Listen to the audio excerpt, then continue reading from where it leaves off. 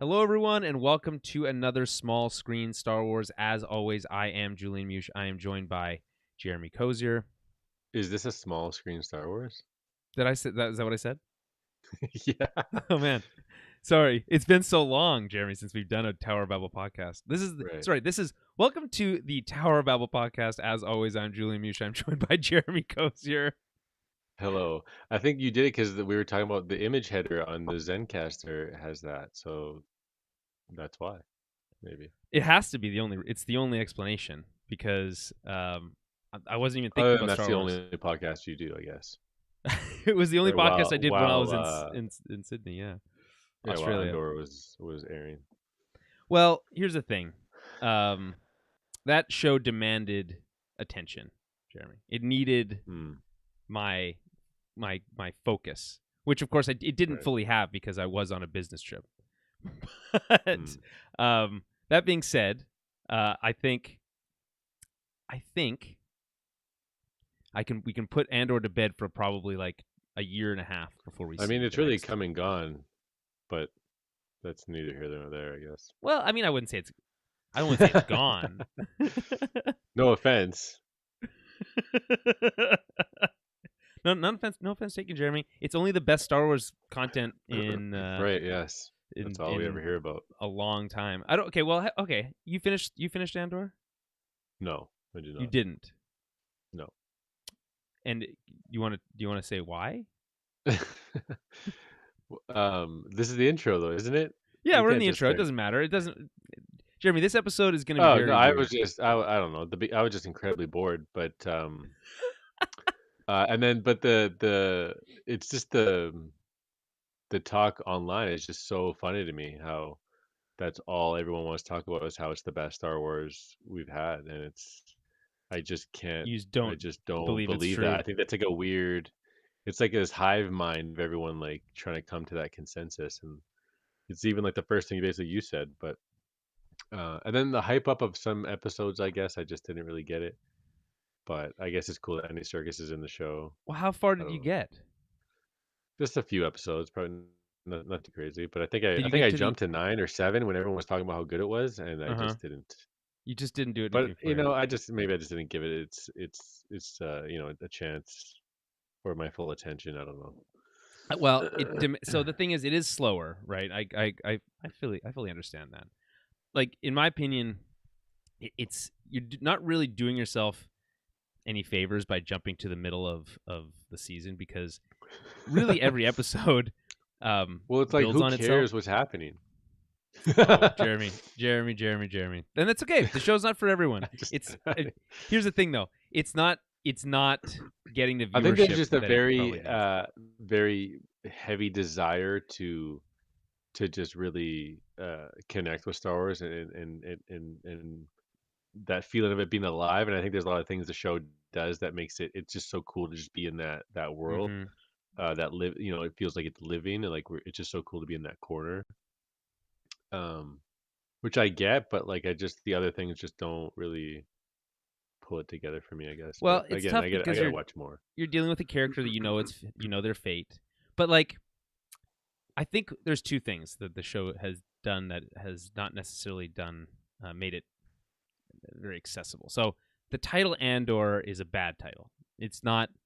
Andor is like kind of like a secondary character in the show. At least evenly or equally billed along with like Mon Mothma and some of these other characters that we get introduced to throughout the series. So it's like it is called Andor, but it's not entirely about Andor.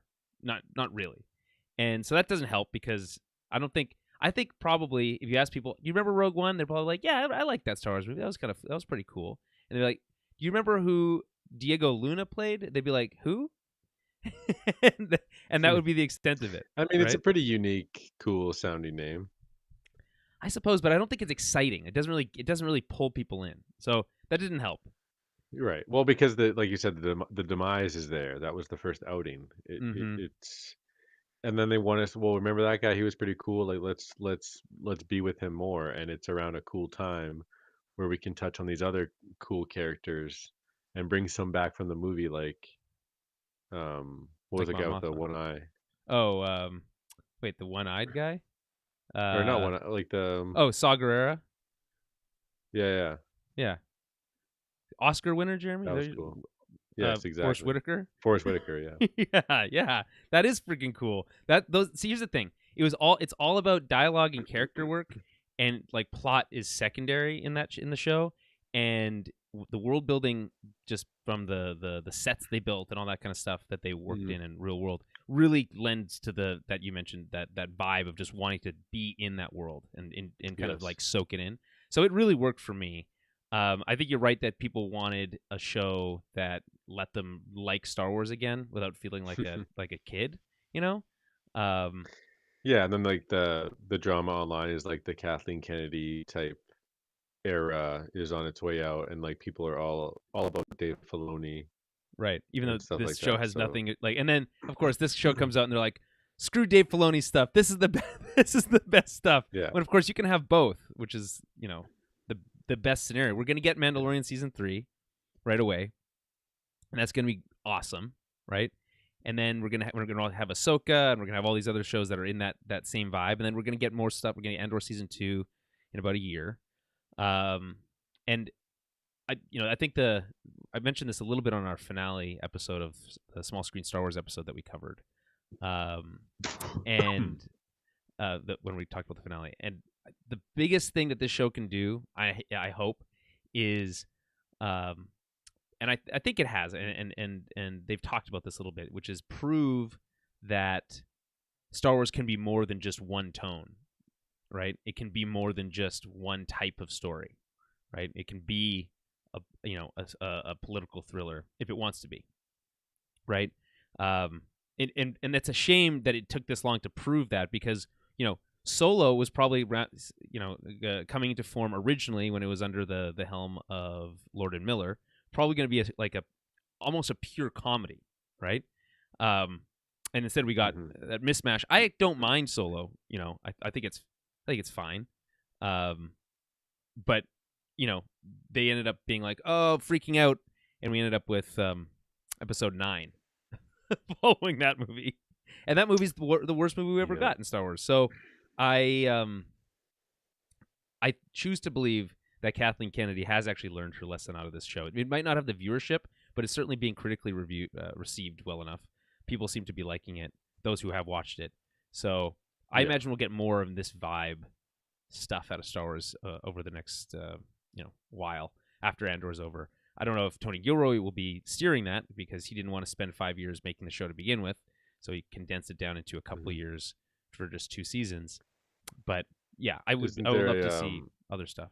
there's a sequel announced for the game, like the game, like the Jedi game? Yes, yeah, that should be out Or is that soon. Isn't already that this announced, or there's next just like year? a Yep. new Yeah, yeah. trailer or something, There's a Jedi or picture? Survivor, I think Survivor. it's called. Yeah. Uh huh. So and Yeah, I never played the first one, but I thought just because it looked kind of janky to me and stuff like mm, that. I don't you should go play know. it, Jeremy. It's a ton of fun. It's got that kind of like not Arkham necessarily esque exactly, but it's simplified combat. You got kind of like almost more God of War style combat. Right. Well, With speaking of walking Arkham, and I think I'd almost rather dive back into that collection on the PS5, if anything. mm-hmm. So you got a PS5, Right. yes, and a new TV. Hmm. I did. Um, you want to tell the folks at home about your new setup here? What's there to say? I mean, it's life changing, really. Well, it's pretty. I mean, start there. No, I mean, well, yeah, I don't know. Yes and no. Yeah, it's just so good. It's just very high quality image What kind that of just TV did you get? enhances everything you're watching. It's just an OLED. It's an OLED. It's a LG. LG, Hmm. their flagship, You know I what? I'm think. not gonna talk about it like it's like a car and there's all these features. It's just It's just it's the here's 4K. here's what you got Well, to I know. guess I already had 4K, but it's just a very high quality 4K OLED. All I know that OLED stands for organically lit pixels, which is kind of cool, I guess. This is why you can get a crazier range of Mm-hmm. colors. Mm-hmm. It's what's cool about Every OLED, viewing and angle is good. yes, which is also great. I think there's a couple things that are great about OLEDs, right? The blacks, you have amazing contrast, nearly infinite contrast, and Hmm. then you get really bright colors and really bright whites, and that just Right. creates this like really lush image, especially when you're using HDR or Yeah, watching a like it lights 4K up the Blu-ray. room Yeah, that you're in. it's If all of wild. your lights are off, it's Yep. like you're almost like it's almost too bright in a sense. Because I hear that complaint that it's too bright, and then some people say it's too dark. So it's like this weird. I don't know. There's like I guess Depends what I you're kind of watching. see what people are saying, but like when you're just kind of like focused in on it and like you just let it kind of soak into your eyes, like it's just so good. It's like when you It's like see why would you want anything else? stuff like Starfields, like where it's like lots of black and like little Mm. like spots of white. It really stands out as like its ability to kind of just be Right. um Yeah, this is the first time that I've gotten a TV where it feels like it's like the display at Best Buy or whatever, where you're like, holy right. shit, that looks crazy, you Right, know? because you never really. It And feels like you never got that sense before. It was like I was like kind of like yeah, like you they just were got a like really TV that was like using. you got a TV that was like $700 or Hmm. 500, but it was 4K, it was a smart TV. But You it's like weren't really everything's muted and kind of weren't really worried gray. about like the Right. yeah. Yeah, I can't go back So now. This is yeah, I mean, I'm just trying to watch all my 4Ks that I've amassed over the years. I think the first one I watched was Justice League. oh yeah, it was Justice League. Yes, you're right. How was It that? was like a perfect. It was like a perfect storm. Just like it was like a Saturday, not much going on. You're kind of caught up on Right. chores or whatever, and I'm like, I'm watching this damn movie, this damn 4 hour movie, This damned this cursed movie that it is. and it's yeah, and Yeah. it's like even the menu, like I think I sent you a snap of the menu. I just couldn't believe how Hmm. crisp it looked, Yes. and it had the main song from Junkie XL, the Crew at War Power, which is just such a incredible song. So I was like Right. so hyped. Yeah, it was Um. awesome. I just loved how crisp and clean uh and the details. The it just yeah, I was just in love. And then I Uh. watched Terminator 2 on 4K, Wait, you which have was that in a 4K? Nice. whole That's other sweet. level. Yeah. It's so Um. good because I've had other versions over the years, and there's all these little things here and there, certain sequences that are a bit off, like the motorcycle jump Sure. in like the alleyway there. Um, it's like you can clearly tell it's a stunt double in the first But now that it's in iteration. 4K, right? Yeah, well, no, like like the original Oh, right. version, Okay. like they filmed a guy, and it wasn't Arnold, like you could tell. It's just Then this they is did just like some a guy. Right. superimposing on like one like some anniversary DVD, and that one was like a little fake looking. And Right. then they during the 4K restoration, I guess they superimposed his face on him, and it's like you can't even tell. Right. So it's like little things like that, like really make the whole package like that much more sweeter. Mm. I only have two 4K Blu-rays. I don't watch physical media very Really? often. I bought The Batman on 4K. Haven't seen it Right. yet. Which I mean, I've seen the movie, but I haven't watched it on 4K yet. I bought it while it was on sale. I got it while I was in Australia. Speaking of which, by the way, Jeremy, you texted me when I was in Australia about the whole TV situation, and I remember Hmm. talking with my girlfriend on the phone shortly after. I was like, you know what? I love when my friends get new TVs. Gets me so excited.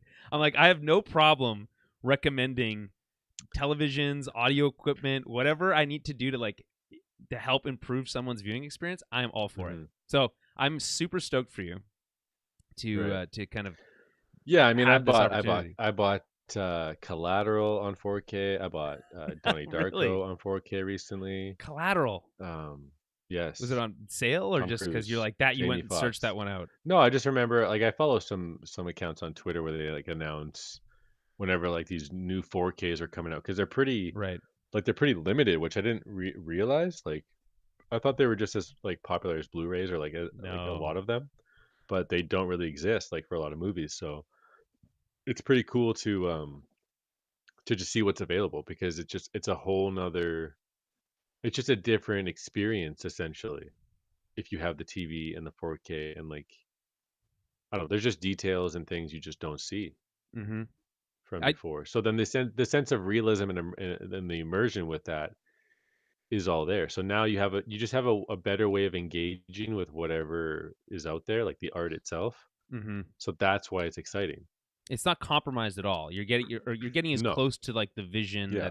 that the filmmaker had Hmm. on your Yeah. television as you can get. I mean, I'm being very tempted now by these. I don't know if you've seen any of this stuff, Jeremy, about the laser televisions that are just basically like No, short throw projectors. Have you seen these? It's no, no, I have not. it's really cool. So you can basically get like 125-foot screen. So you buy this like Yeah, special. that's definitely the future. Is like Yes. what's the point of this box that's like Yeah, you're that's staring right. at that That's right. illuminates when you can just have this a more sophisticated or advanced box like pinned on Right. on Just your get a ceiling. different box. Yeah, Well, the thing but about that like the just emits it. right, the thing that's cool about the short throw ones is that you basically have like instead of a TV stand, right? The TV stand becomes the TV. So you can still put stuff on top of it, but then what Hmm. it does is it projects up towards the wall. So it's like slightly off against the wall, right? And it projects at like a really sharp Yeah. angle up towards the wall. And then you get Hmm. these special screens, these like viewing matted screens basically for projectors that reject um, additional lighting. So it basically absorbs the light from the projector and rejects external light. A And so you get projector rejector. if that's, right. That's the buzzword. That's what they're trying to use to sell them. It's pretty cool.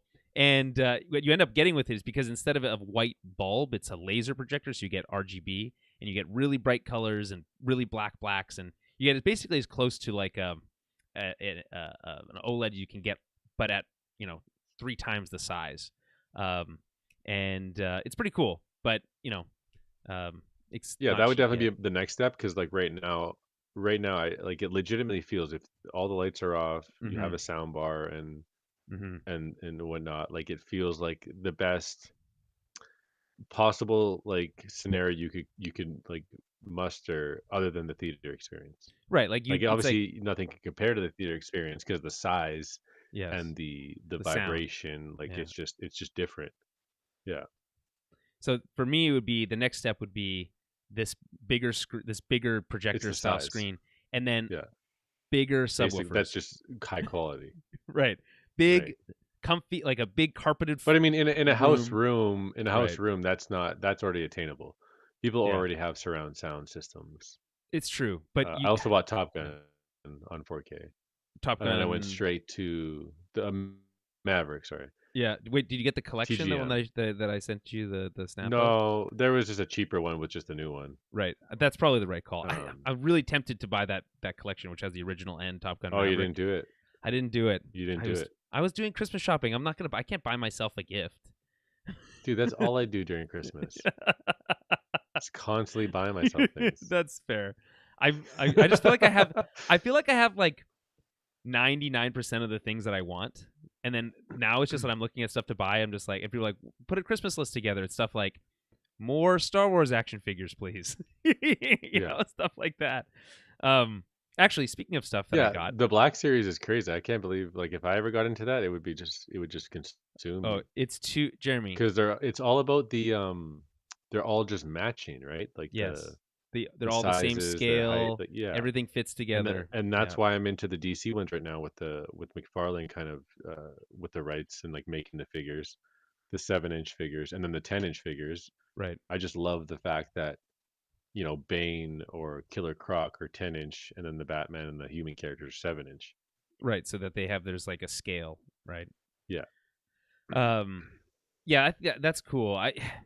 For me, it's I they've actually really improved the molds, so like the faces look way better. But I still really only want characters with helmets on, like stormtroopers or clone troopers or whatever's Yeah, because wearing. it actually looks like they were shrunken down Yes, and and like the like armor's one the for coolest one. stuff. Exactly. Yeah. So Well, head if you sculpts are getting better though. Like yes, they especially with are. McFarlane, they're actually really good. It's still weird to me. I don't know. Yeah. So I've got myself like a nice collection behind me for those who are we are watching live again. I get actually let's do the plugs. We are live right now on YouTube and Twitch. You can go to towerbabble.ca/live whenever we go live. If you're not sure when we're going live, best place to keep up with that is on Twitter at TowerBabblecast, Facebook.com/TowerBabblecast as well to keep track of all that stuff. If you want to help support the show, and this is important, if you want to help support the show, go to our Patreon, patreon.com/TowerBabblecast, BABBLE, and for as little as $5 a month, you get access to our monthly film club. Jeremy, what movie did we just do for the month of November? We did James Cameron's Avatar. That's correct. That's right. That's right. And that's because we needed to get ready for what is apparently, Jeremy, you see these early reactions to this movie for The Way of the Water? Yeah, I mean, don't bet it. you Don't bet you against heard Cameron. how I was. Yeah, you heard how I was talking about, right? Like my Yes. excitement and Yes. hype for it. It's probably the most, like, I think about the second movie more than any other like IP or like interest right now. I Is it come just out this can't weekend, wait. Jeremy? It's like No, next it's weekend. like Next the weekend. 15th or whatever. You Yeah. didn't get Okay. tickets yet? Well, I'm actually going to be in Raleigh next week, so I'm going to probably go try to see it in IMAX there and see if they have a real IMAX, which I think they Is do. it out next week? What's the day? Oh yeah, Yeah, it's the 7th today, so a week from today, basically.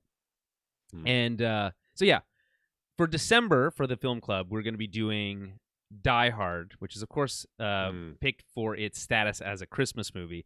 And so if you listen to our last film club, you'll have heard a small debate over whether or not, where we fall on the whether we think Die Hard is a Christmas movie or not. Of course, this is a time-honored debate, but I'm not entirely convinced. But I will say this: points to Rachel, because I went and looked at the holiday classics list in Disney Plus.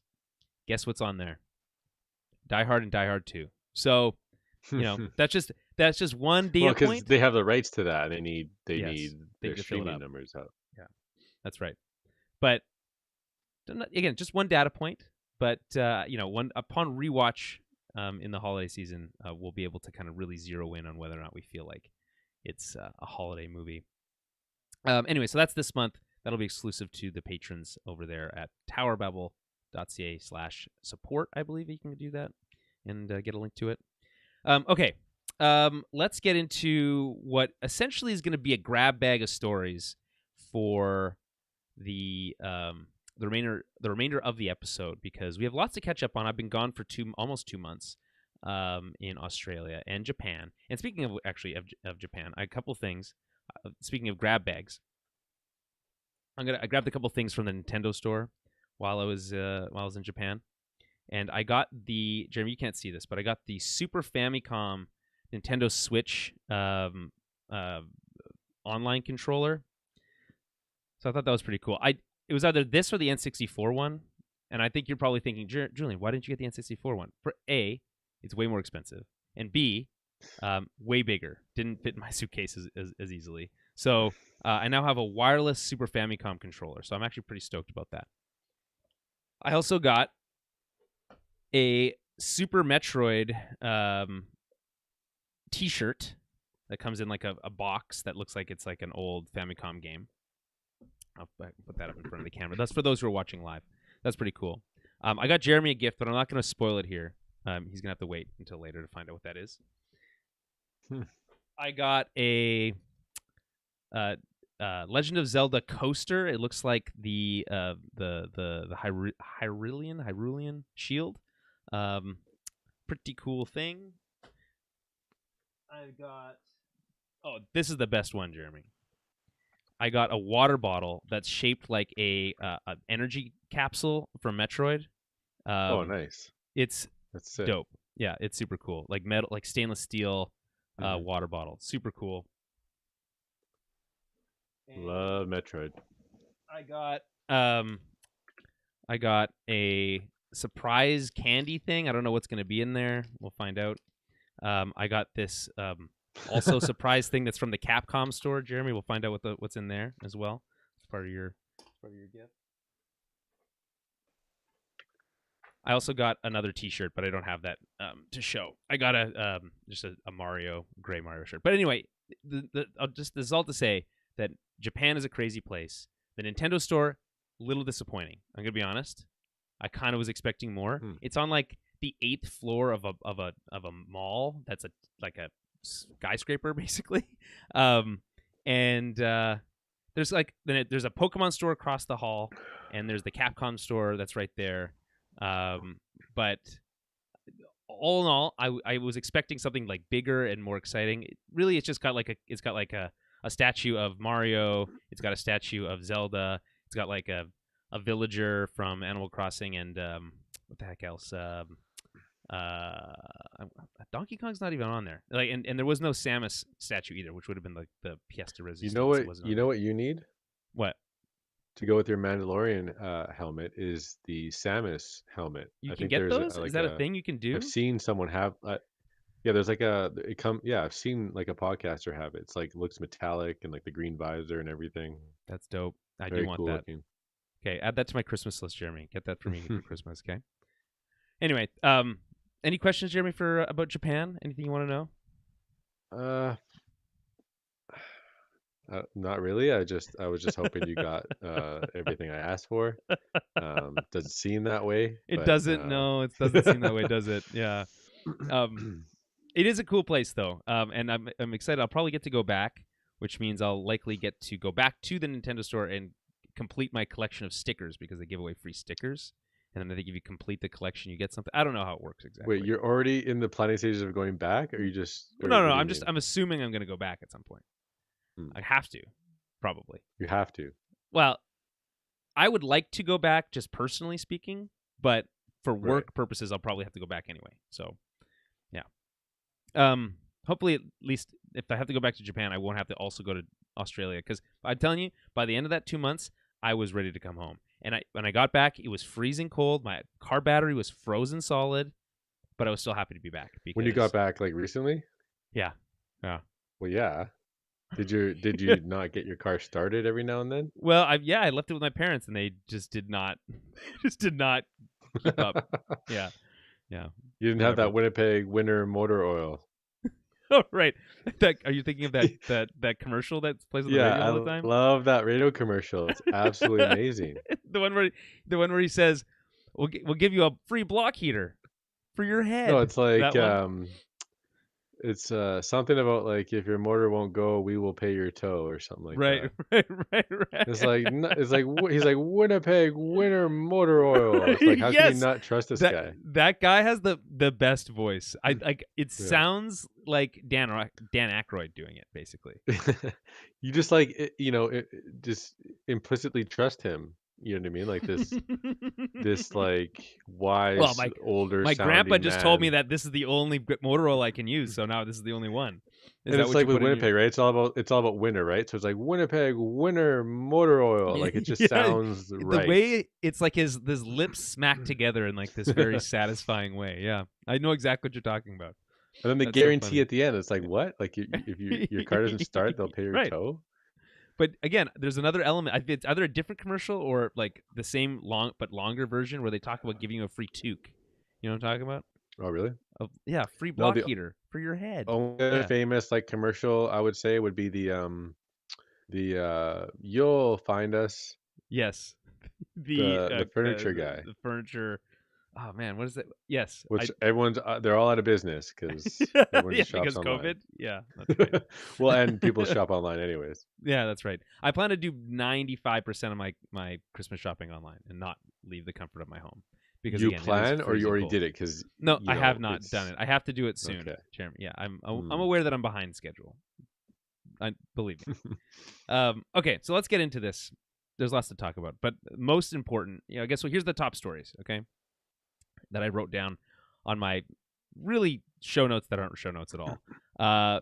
There's trailers for the new Indiana Jones movie, which of course is called Jeremy Indiana Jones and the Dial of Destiny. The Dial of Destiny, right? Which is a good title? Question mark.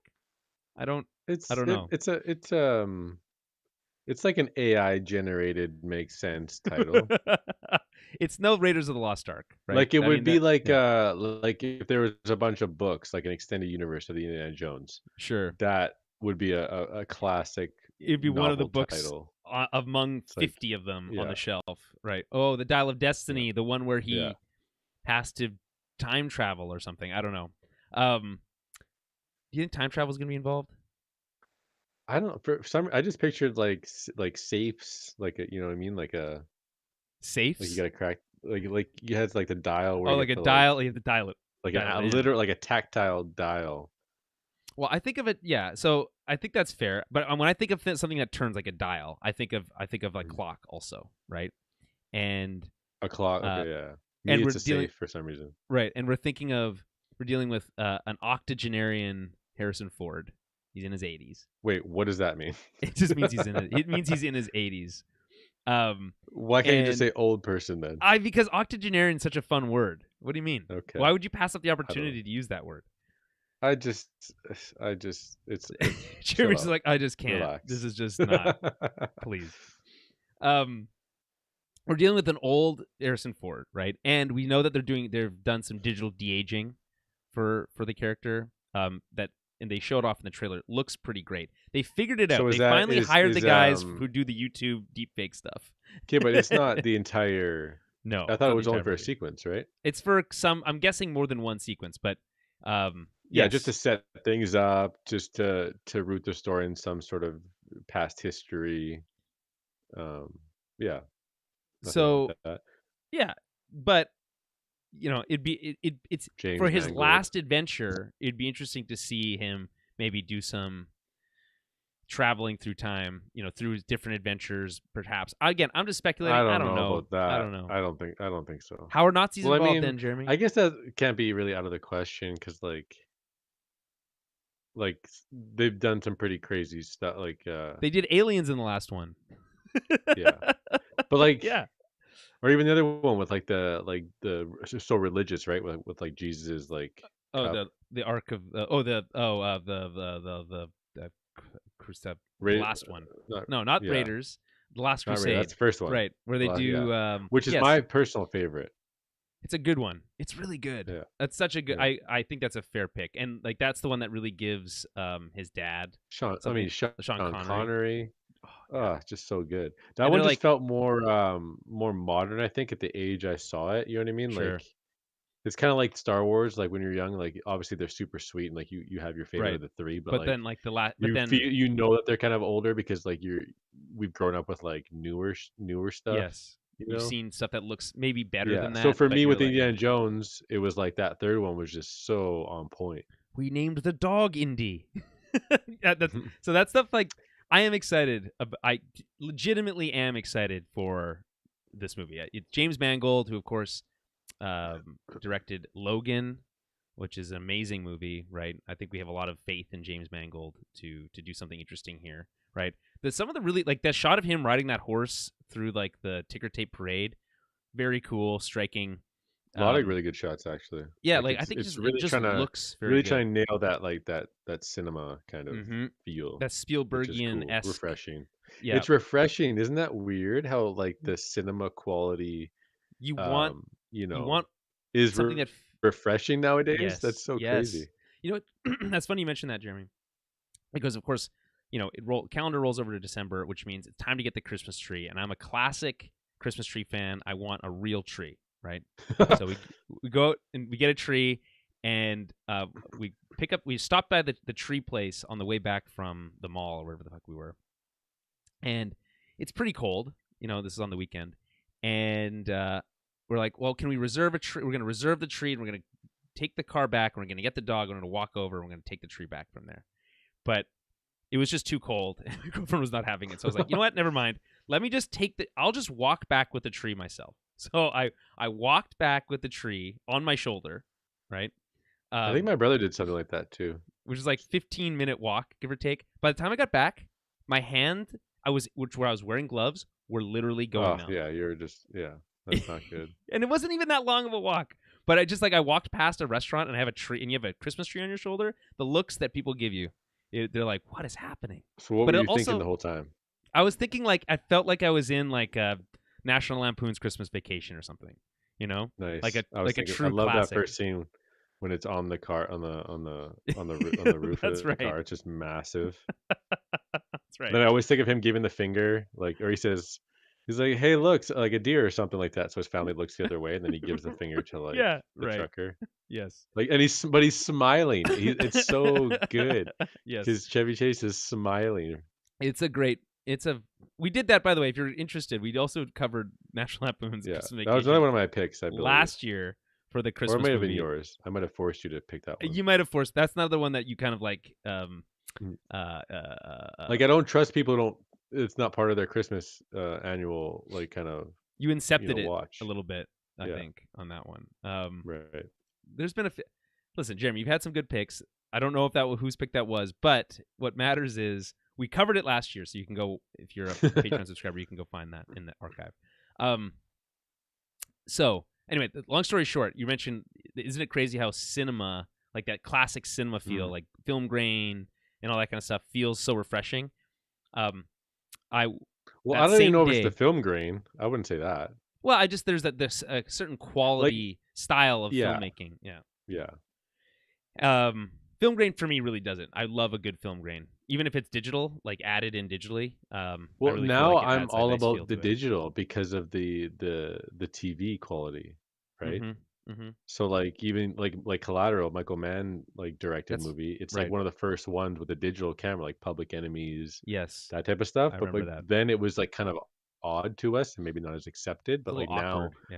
now how like vibrant and colorful and like in the room but were those movies shot on 4K cameras? Like, it's a digital camera. They didn't have had 4K cameras back then, so it has to be upscaled to 4K. That's interesting. I don't know. It's probably upscaled. Yeah, we'll have to look into that. That's interesting. I mean, the truth is, even 1080p movies look really good on those TVs. So yeah. Oh yeah. My entire Blu-ray collection is refreshed. Now seeing new life. Yeah. Yes.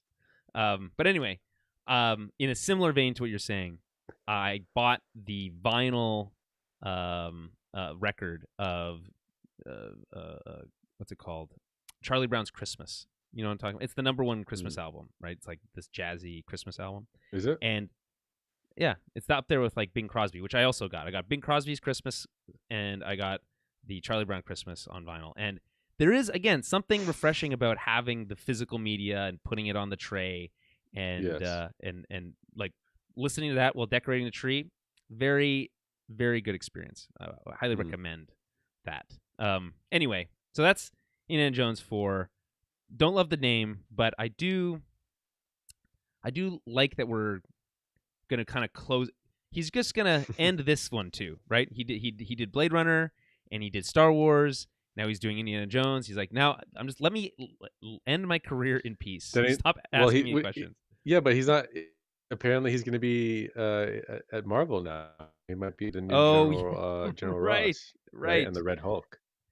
Yeah, but it's going to be mostly sounds digital, like a done deal, right? Yeah. Once he becomes Red Hulk, it'll be the easiest thing for him to do. I guess, I don't know. I mean, well, I just like how you always thought he was so grumpy and old and a curmudgeon, but like he's not. He clearly is, though. He just he clearly listen to him when he speaks. He's not. Yes, he is. He's having fun. He doesn't care. It's like James Cameron. It's like they don't care about the nonsense anymore. Yeah, James Cameron's a bit of a curmudgeon too. They're both similar. One of the funniest videos of all time is Harrison Ford meeting what's his name from Solo for the first time. Alden Ehrenreich. It's so funny. He like points at him and does like that angry like Harrison Ford thing where he's like get out of my life, like super serious. And it's unbelievably funny because it's like he's looking at this guy who's trying to play him. Right. You know what I mean? Like they cast him too because they literally were trying to replicate a young Harrison Ford. Yeah. And then he plays off this joke like he's angry and upset with this guy. Like, just get away from me. Like, get out of my life. Well, I think at some point during the Force Awakens, and then I guess he makes a small appearance in Rise of Skywalker. But I think he was maybe at that point he was more grumpy, and then he kind of leaned into it as kind of like a shtick by the time that Solo was coming out. And he crashed one of his planes. That's right. Yeah, but he's done that like 4 or 5 times now at this point. So, you know what they say: any landing you can walk away from, right?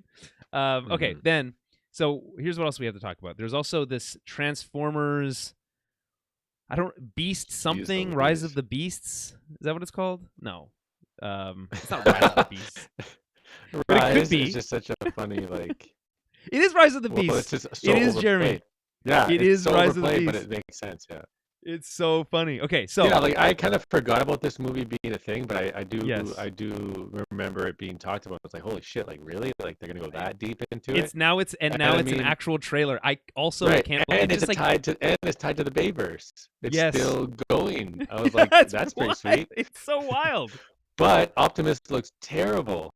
Well, he's kind of compared looks like he to. did in the end of Bumblebee. I don't know if you watched Bumblebee. I looked it up, and he looks better in Bumblebee. It's like more like this one. He looks More too detailed. like thin and narrow. Like it's like too streamlined.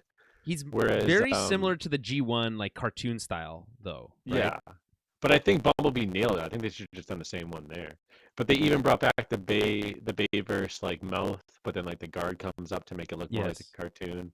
Yep. But basically, it's just crazy seeing that gorilla character like just be a part of Yeah. this. And then, Jeremy, I believe his name is Optimus Primal, I think is what you're looking right? for. Yeah. That's Yeah, a like great I was name. definitely into that like show, I guess. Like it was just cool because it was like one of the first 3D Yeah. animated shows, right? Beast And then Wars. like you had like the rat who had like the wheel Yes. or whatever. Rat Attack is his No, name. is it? That sounds like a Yes. Pokemon, but maybe you're right. Oh, you know what? Wait, Um, you're right. I think you're right about that. Hold on. Rat but yeah, Beast definitely Wars. super cool. It's just crazy that we're actually getting like that crossover in the Bayverse Terminator world or Rat Trap. Transformers world. Right. Rat Trap. Okay. That's what it was. Um, and then the one of the last sequences in this trailer is unbelievable. It's like this crazy battle Yes. that like obviously we've seen stuff like that before, but this just looks so well done with all these crazy characters. Like this is I what we always wanted, right? Because these movies always suffer from like the human element. yes. Um, this doesn't seem like there is one. I don't remember. I just remember Like the I'm sure there is. There's going to be some sort of yeah. wiki or something. I mean, Just any chance to say Witwicky. yeah, you have to. What a great word. I mean, I just can't pass up the opportunities to say these words, Jeremy. They're just too much fun. I'm gonna name more of the Beast Wars character. In Canada, they weren't allowed to call it Beast Wars, so they called it Beasties.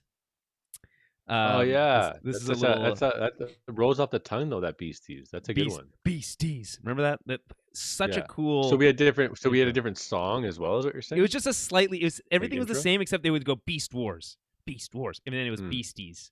But of course, Yeah, there was like this is also around the time of Reboot and stuff, right? Which yeah, is also 3D yeah. animated. Reboot was also badass. I don't like Jeremy. I don't know if you know this. At one point I did a Wikipedia like deep dive on Reboot, and there's like sequels series that there's a live action one. There's a Right. there's like some stuff that came out in like the later '90s and early 2000s that are Yeah, I mean it's just really a very bad. it's just a Really bad. very advanced kind of kid show. Like it's like the concepts involved. Well, it was like, And what if? What it was kind of like Tron in the sense that, like, what if the stuff in the computer was all like a city, yeah. you know? And then, But then very um, Matrixy, right? Like who yes, knows what's real and what's not, the and like what game timeline you're concepts, in. yeah, Yeah, very they would. cool. Mi- uh, um, Agent Smith is basically, you know what I mean? Like it's like that My one main bad understanding, guy. well, you have Megabyte and Yeah. Hexadecimal, right? Mhm. Both really cool names. Like, and then of course Bob, which is not as cool of a name. Um, our mission to mend and defend, to defend our newfound friends. Anyway, that studio that made Beast Wars, is also the same studio that did Reboot. Canadian studio, if I'm not mistaken, Nice. that did that. So that's pretty cool. Sweet. So anyway, here's the other characters that I saw pop up on in that trailer. I saw Rhinox. I saw Cheetor. Okay. I Sick. didn't. Oh yeah. I feel like I didn't see any of the Predacons though. Also, by the way, Jeremy, how cool is it at the logo at the end when it's like flicking through the different like logos, like the Yes. Autobot, Decepticon, Yeah. the Predacons, and the Maximals. The Okay, just Maximals. one side note. This is reminding me of what's his name? A director came out recently talking about like the state of cinema. Right. Which Um, one? They're the constantly I don't know talking why I'm about it. forgetting his name right now, but he once upon a time in Oh, Hollywood, Pulp Fiction. Tarantino. Yes, Tarantino. Yeah, Yeah, yeah. I don't know if you saw any of that, but we should I probably talk about did. that later. I did, and then I think someone came out. But I just love how he's like, we're all excited for the next Harry Potter movies, the next Marvel movies, the next Transformers movies, and like this trailer like cemented that kind of sentiment there, like. And then when you Yes. talked about the logos flicking through, it's like yes, that one, yes, that one. It's Yeah, like like it's member berries, right? we're So just here we so go. hyped for it for no reason, just a random Transformers movie.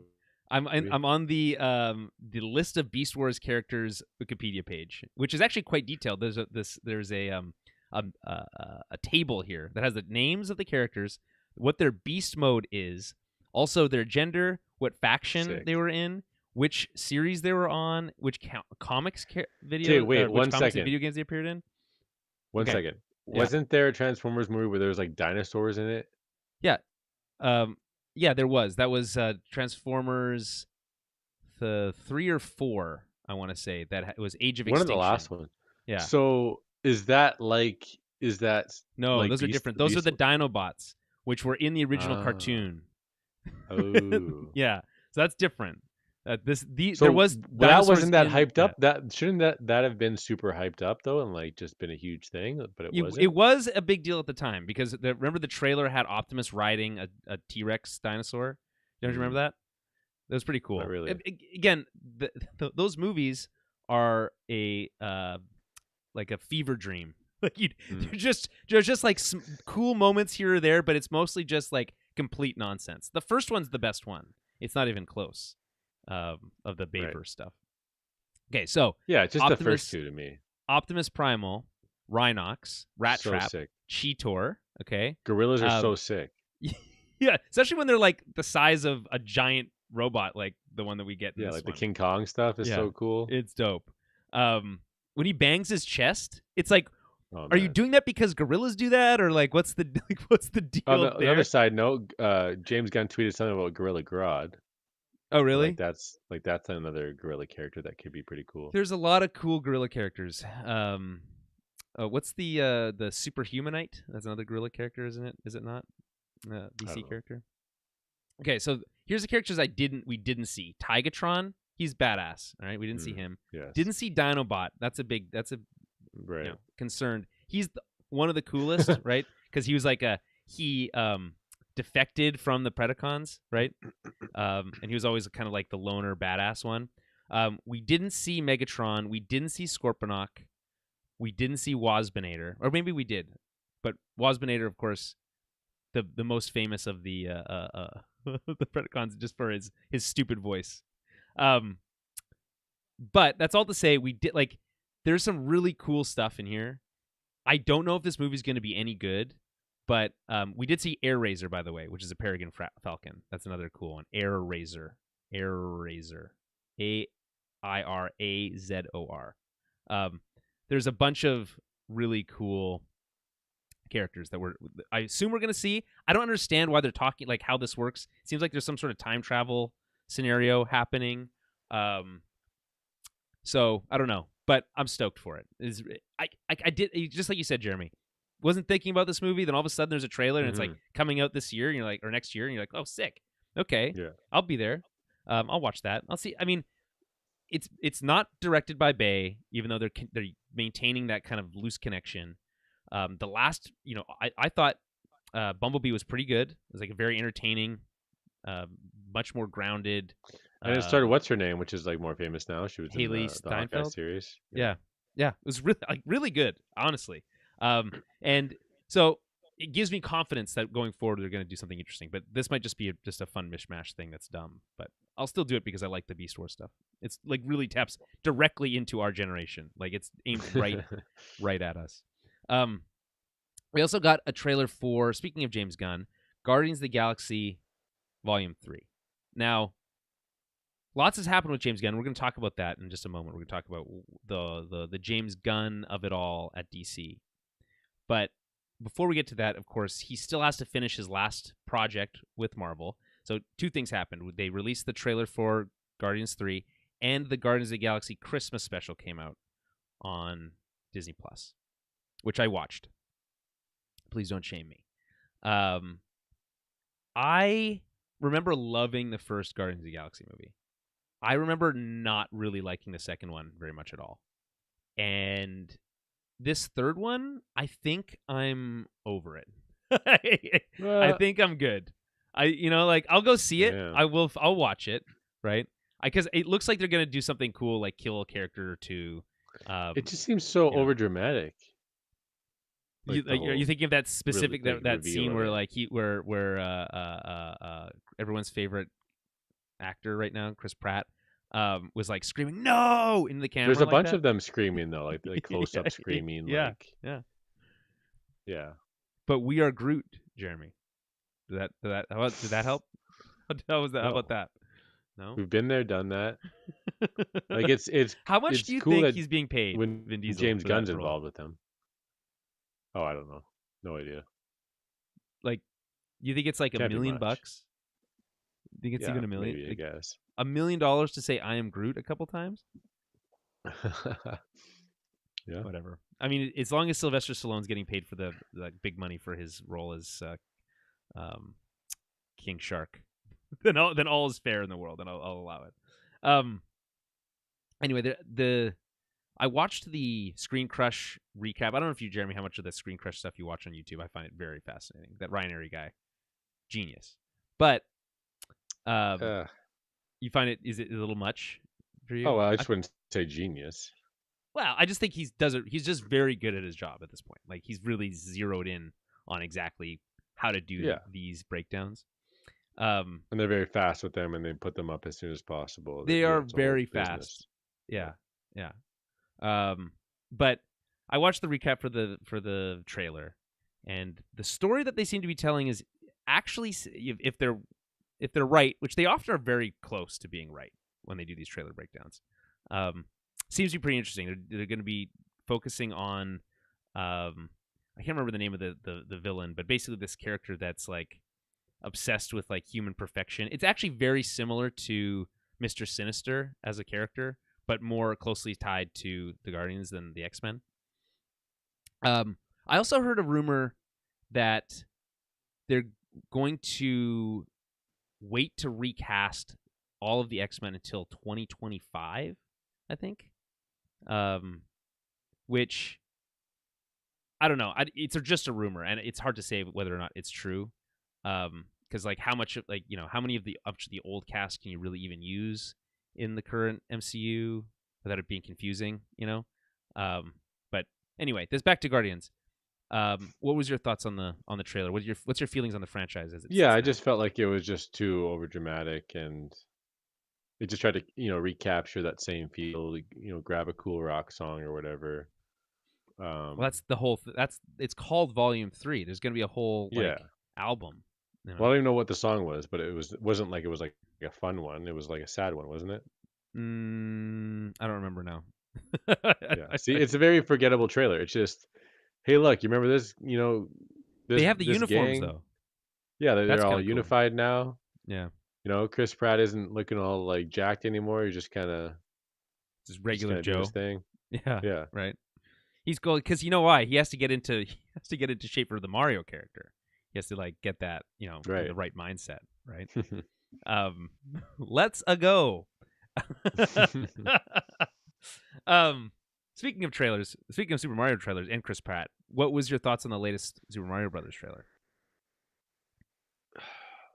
Well, I mean, I'd probably rather talk about the first one, the initial teaser. I thought Mm, was, um, I like at first I was like, I didn't know what to think about it. I had to sit with it, but I honestly think it's incredible, it like looks very good. what they're pulling together here. Yeah, just visually speaking, I think it's like it's it's not exactly the video game, right? But it's like Right. close enough that it feels Yeah.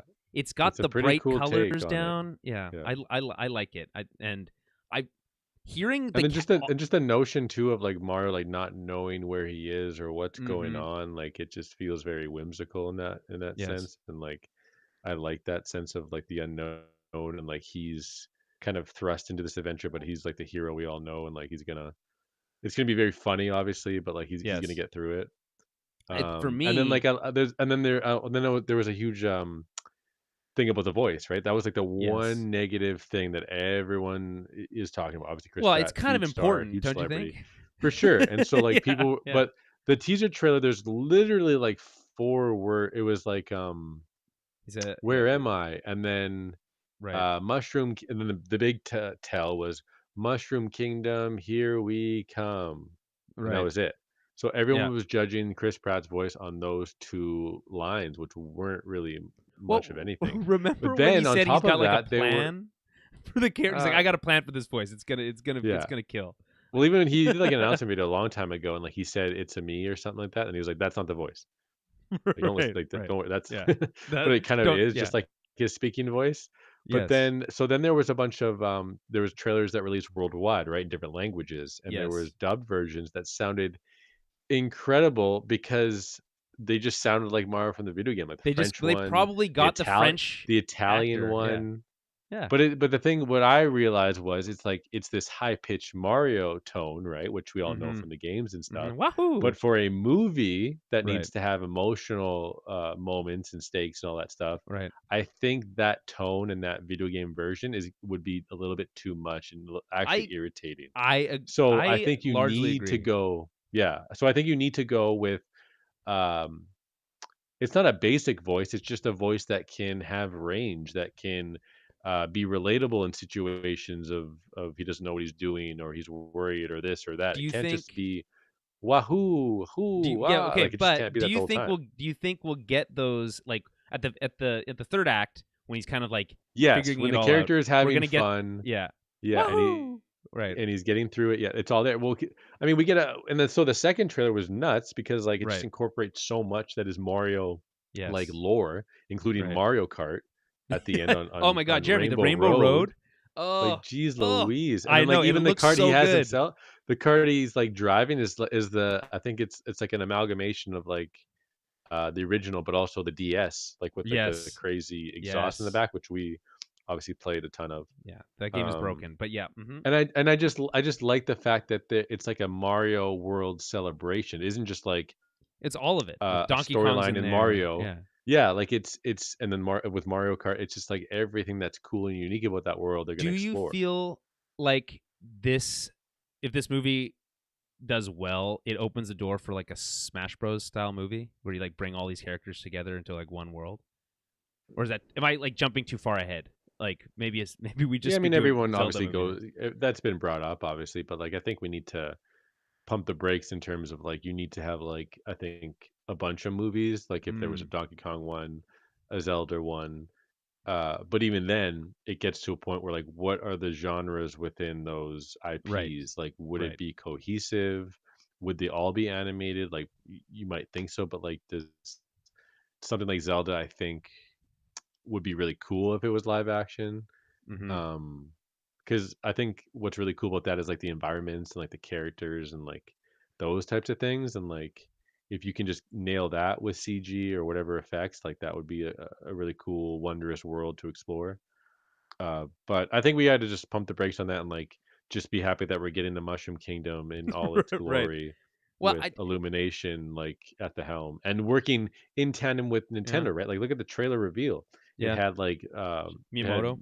Miyamoto and stuff and like some of the actors and whatnot. Like they're treating this with a lot of reverence and respect Well, and that's because they fucked it up last time. With all yeah, due well, respect. that's a Yeah. long time Right. ago, but Nintendo knows what they have. They're a very established, company that's just ingrained in our world and our history, and they're for, like leaders in their industry.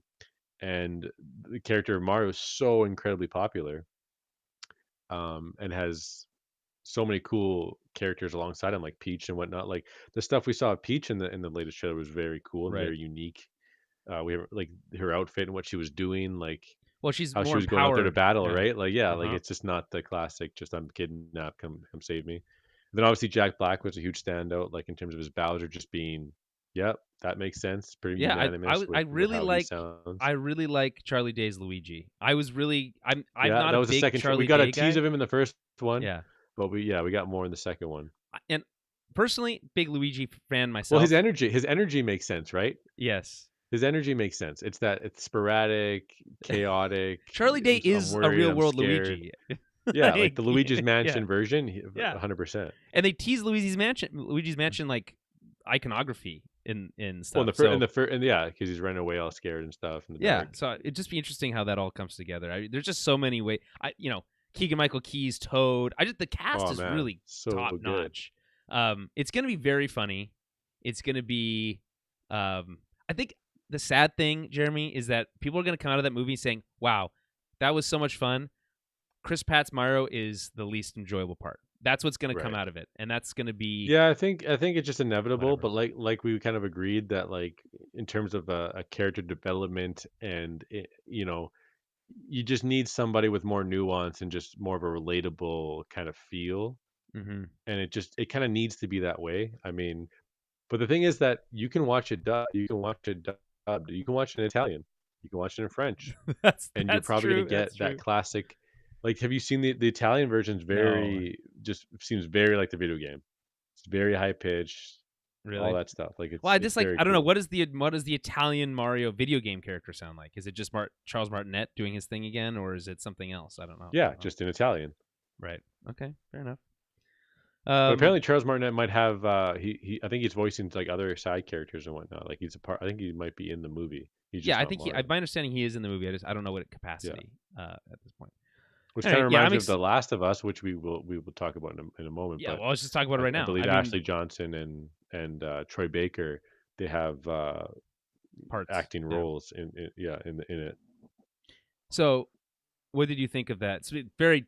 Speaking of video game movies, massive tonal change here to over to Yeah, great HBO and great live segue. action. Great Yeah. segue though, Yeah. for sure. Yeah. Uh huh. So But yeah, sorry. obviously, My main takeaway with that yeah. segue and those two being video games is, maybe just to jump ahead real quick, is that we are at a point now. Once these two things come out, Mm-hmm. just a prediction, you can no longer create something that is an existing historical, uh, iconic IP Yeah. without the, the creatives, the original kind of, uh, shepherds of Yeah. what Mm-hmm. you're adapting. You can no longer not have those people in some sort of major capacity creating the new You think so? thing. Interesting. Interesting. I Yeah, mean, because so with Nintendo and Illumination, right? yeah, Very closely involved. sure, Shigeru Miyamoto presenting this movie, right. right? He is not a filmmaker. He is No, a legendary he's just a godfather of really video creative games. guy. He's just really like he's found a way to tap into his inner child in a way that allows him to Yes. create the most amazing ideas in the world. So it's yeah, agreed. and Uh then huh. and then he is right front and center presenting this movie, that's going to be Sure, a huge hit. And then, shift over to The Last of Us, a, Druckmann. Yeah, Neil Druckmann, game creator director, um a part of this Last of Us game, which is a shift in video game history in terms of the narrative experience, that immersion, right? Like trying to replicate what, like, real life essentially, and sure. like a series. As And now grounded he's as you can working possibly hand in be. Yeah, hand with an experienced, award-winning showrunner. yeah. uh I'm forgetting his name, but The obviously guy did from Chernobyl. the Chernobyl guy. Hmm. And I watched an interview with them. They were in Brazil or something, like kind of like showcasing this movie. They had the actors there, some They're of the the creators Brazilian there. Comic Con, I think, was on recently. I think Yeah, that's what something it like was. that. And I was just smiling ear to ear the whole time, seeing everybody there, realizing that they're all fans of the game. They're talking about how they're the fans of the game. Don't worry, trust us. Like, it just seems like, and especially with this latest trailer, oh my goodness, Well, they what really an captured the vibe, incredible right? trailer. Yeah. Yeah. Um, I had my hands in the air at the end. I just couldn't believe Was it how they when nailed it. that giant, like, what do they call it, the big The one, the clicker? big zombie? No, the fat one. The what the heck are they called? The one that comes up. Well, like the one crawling at the end. Yeah, yeah. What's that? Well, that wasn't really. It was just, yeah. It was like a, yeah. That was a clicker. Um, yeah. It was, well. It was the song. It was the Take on Me song, which obviously Ellie played in the second game. I don't remember if it was right. in the first game. Yeah, Um, and then just the editing with that, and like all the visuals and what we're seeing, and all these scenarios and these one for ones of what we remember of the game, yeah. and then just all of that, and then just seeing the Last of Us logo with the lights kind of shining through the Oh, letters in and the the same, Spanish and then guitar the playing over Spanish to. guitar comes through. I'm like, oh my Oh, right. goodness, Yep. are you kidding me?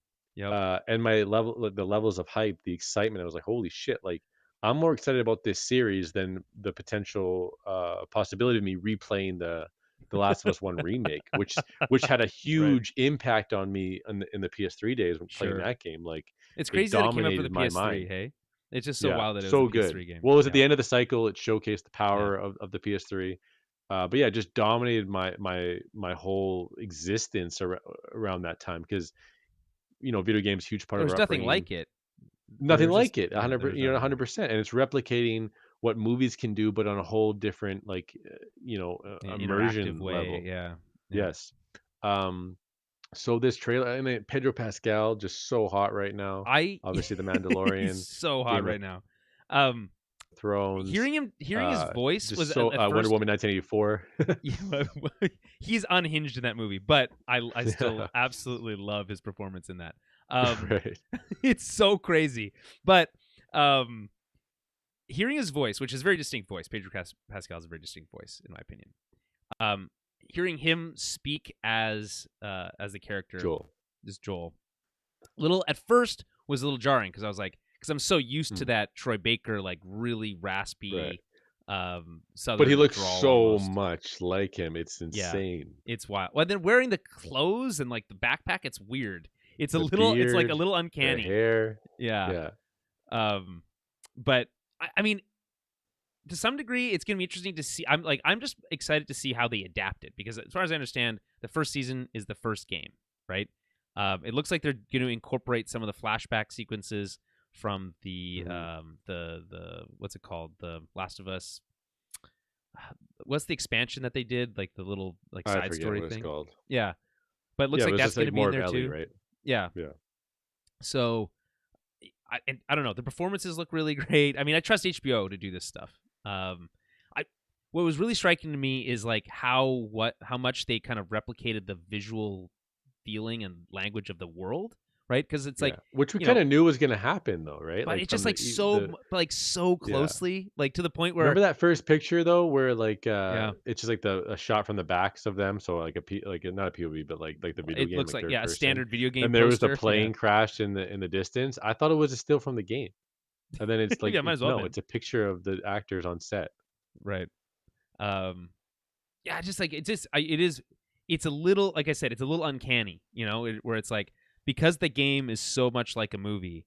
Now we're gonna have Mhm. it literally be, I mean, not a movie, but a TV show. Same thing, basically, in this case. Yeah, Um, I'm just so yeah, excited, man. HBO, world-renowned talent at the helm, the video game creator at the helm. Um, it's just gonna be incredible. I think I just can't wait to dive back into yeah. this world in a whole different way. And like again, going back to the PS3 launch of this game and what that game meant, what Naughty Dog was all about, what they were striving towards in the game industry, what we knew after playing that game, And what the are they making emotional now, by the stakes. way? Like, what are they Naughty Dog? developing? Yeah, they're like the I multiplayer don't for think Last they've of Us announced it 2 yet. or something like that, I don't think they've but I don't know. announced it yet. I don't They know. changed their logo recently. It's like it's still a dog paw, but it's like a frozen dog paw. Yeah, I saw that. Um, I thought that was just like a holiday thing, but that's like an official or change. maybe I don't I know. don't know. Um, But yeah, either way, I'm just so stoked, and but most importantly, like we know what that game meant, what it was. but so many people Now don't. there's an even Right. bigger audience Yeah. that's gonna know what that means, but I think probably in the same impactful way, but like in different levels now.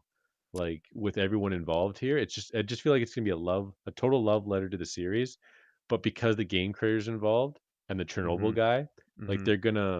they're just gonna up the ante, I think, and like just really blow our expectations out of the water. Well, and I think it'll finally kind of like put to rest like the whole video game movie adaptation Mm, thing. It doesn't yeah, work kind of thing. So, and yeah, between that and the Nintendo, the Mario movie, I think that'll right. basically put to rest, right? They'll still Yes. be like, just like we still get bad comic book adaptations, you know. Right. And Um, that's why I kind of want to lead this conversation in terms of how they're developing these projects, right? In terms of being basically a 50-50 in terms of the film creator, the TV creator, but then also the original IP kind of what's interesting is that creators. like Star Wars is going a completely different route. Like George Lucas couldn't be further removed from Yeah, the but guys like process. Dave Right. Filoni who grew Yeah. up with it and have his blessing and have worked Right. with him and They're has kind a of carrying the reverence for the torch. material Yeah. is carrying the torch, right? Right. Um, okay, so that's a lot of trailers. let's shift gears a little bit to what is news that is literally breaking today. So I was sitting down. I was thinking, how do we cover all this news? You know, I've been out for so long. I've been following it. You know, and I have a long list. I have a long list of stories we can talk about. We talk about Bob Chapek being kind of ousted from Disney. We could talk and the other Bob. Okay, you do a quick returning. recap of all the stories and then eventually announce it. But I need to go to the bathroom. Yeah, So you I'll do be right that. back. You do that. You do that.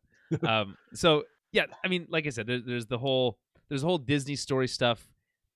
There's the Twitter was melting down. For literally the website was literally melting down. Luckily, it's still around.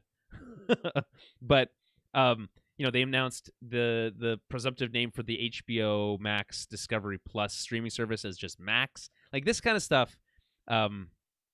Is just keeps stacking on top of each other. That's obviously not a big deal, but when you start kind of peeling back the layers, you realize just like how much in flux the entertainment industry is right now. It is all over the place in terms of what they think is going to work.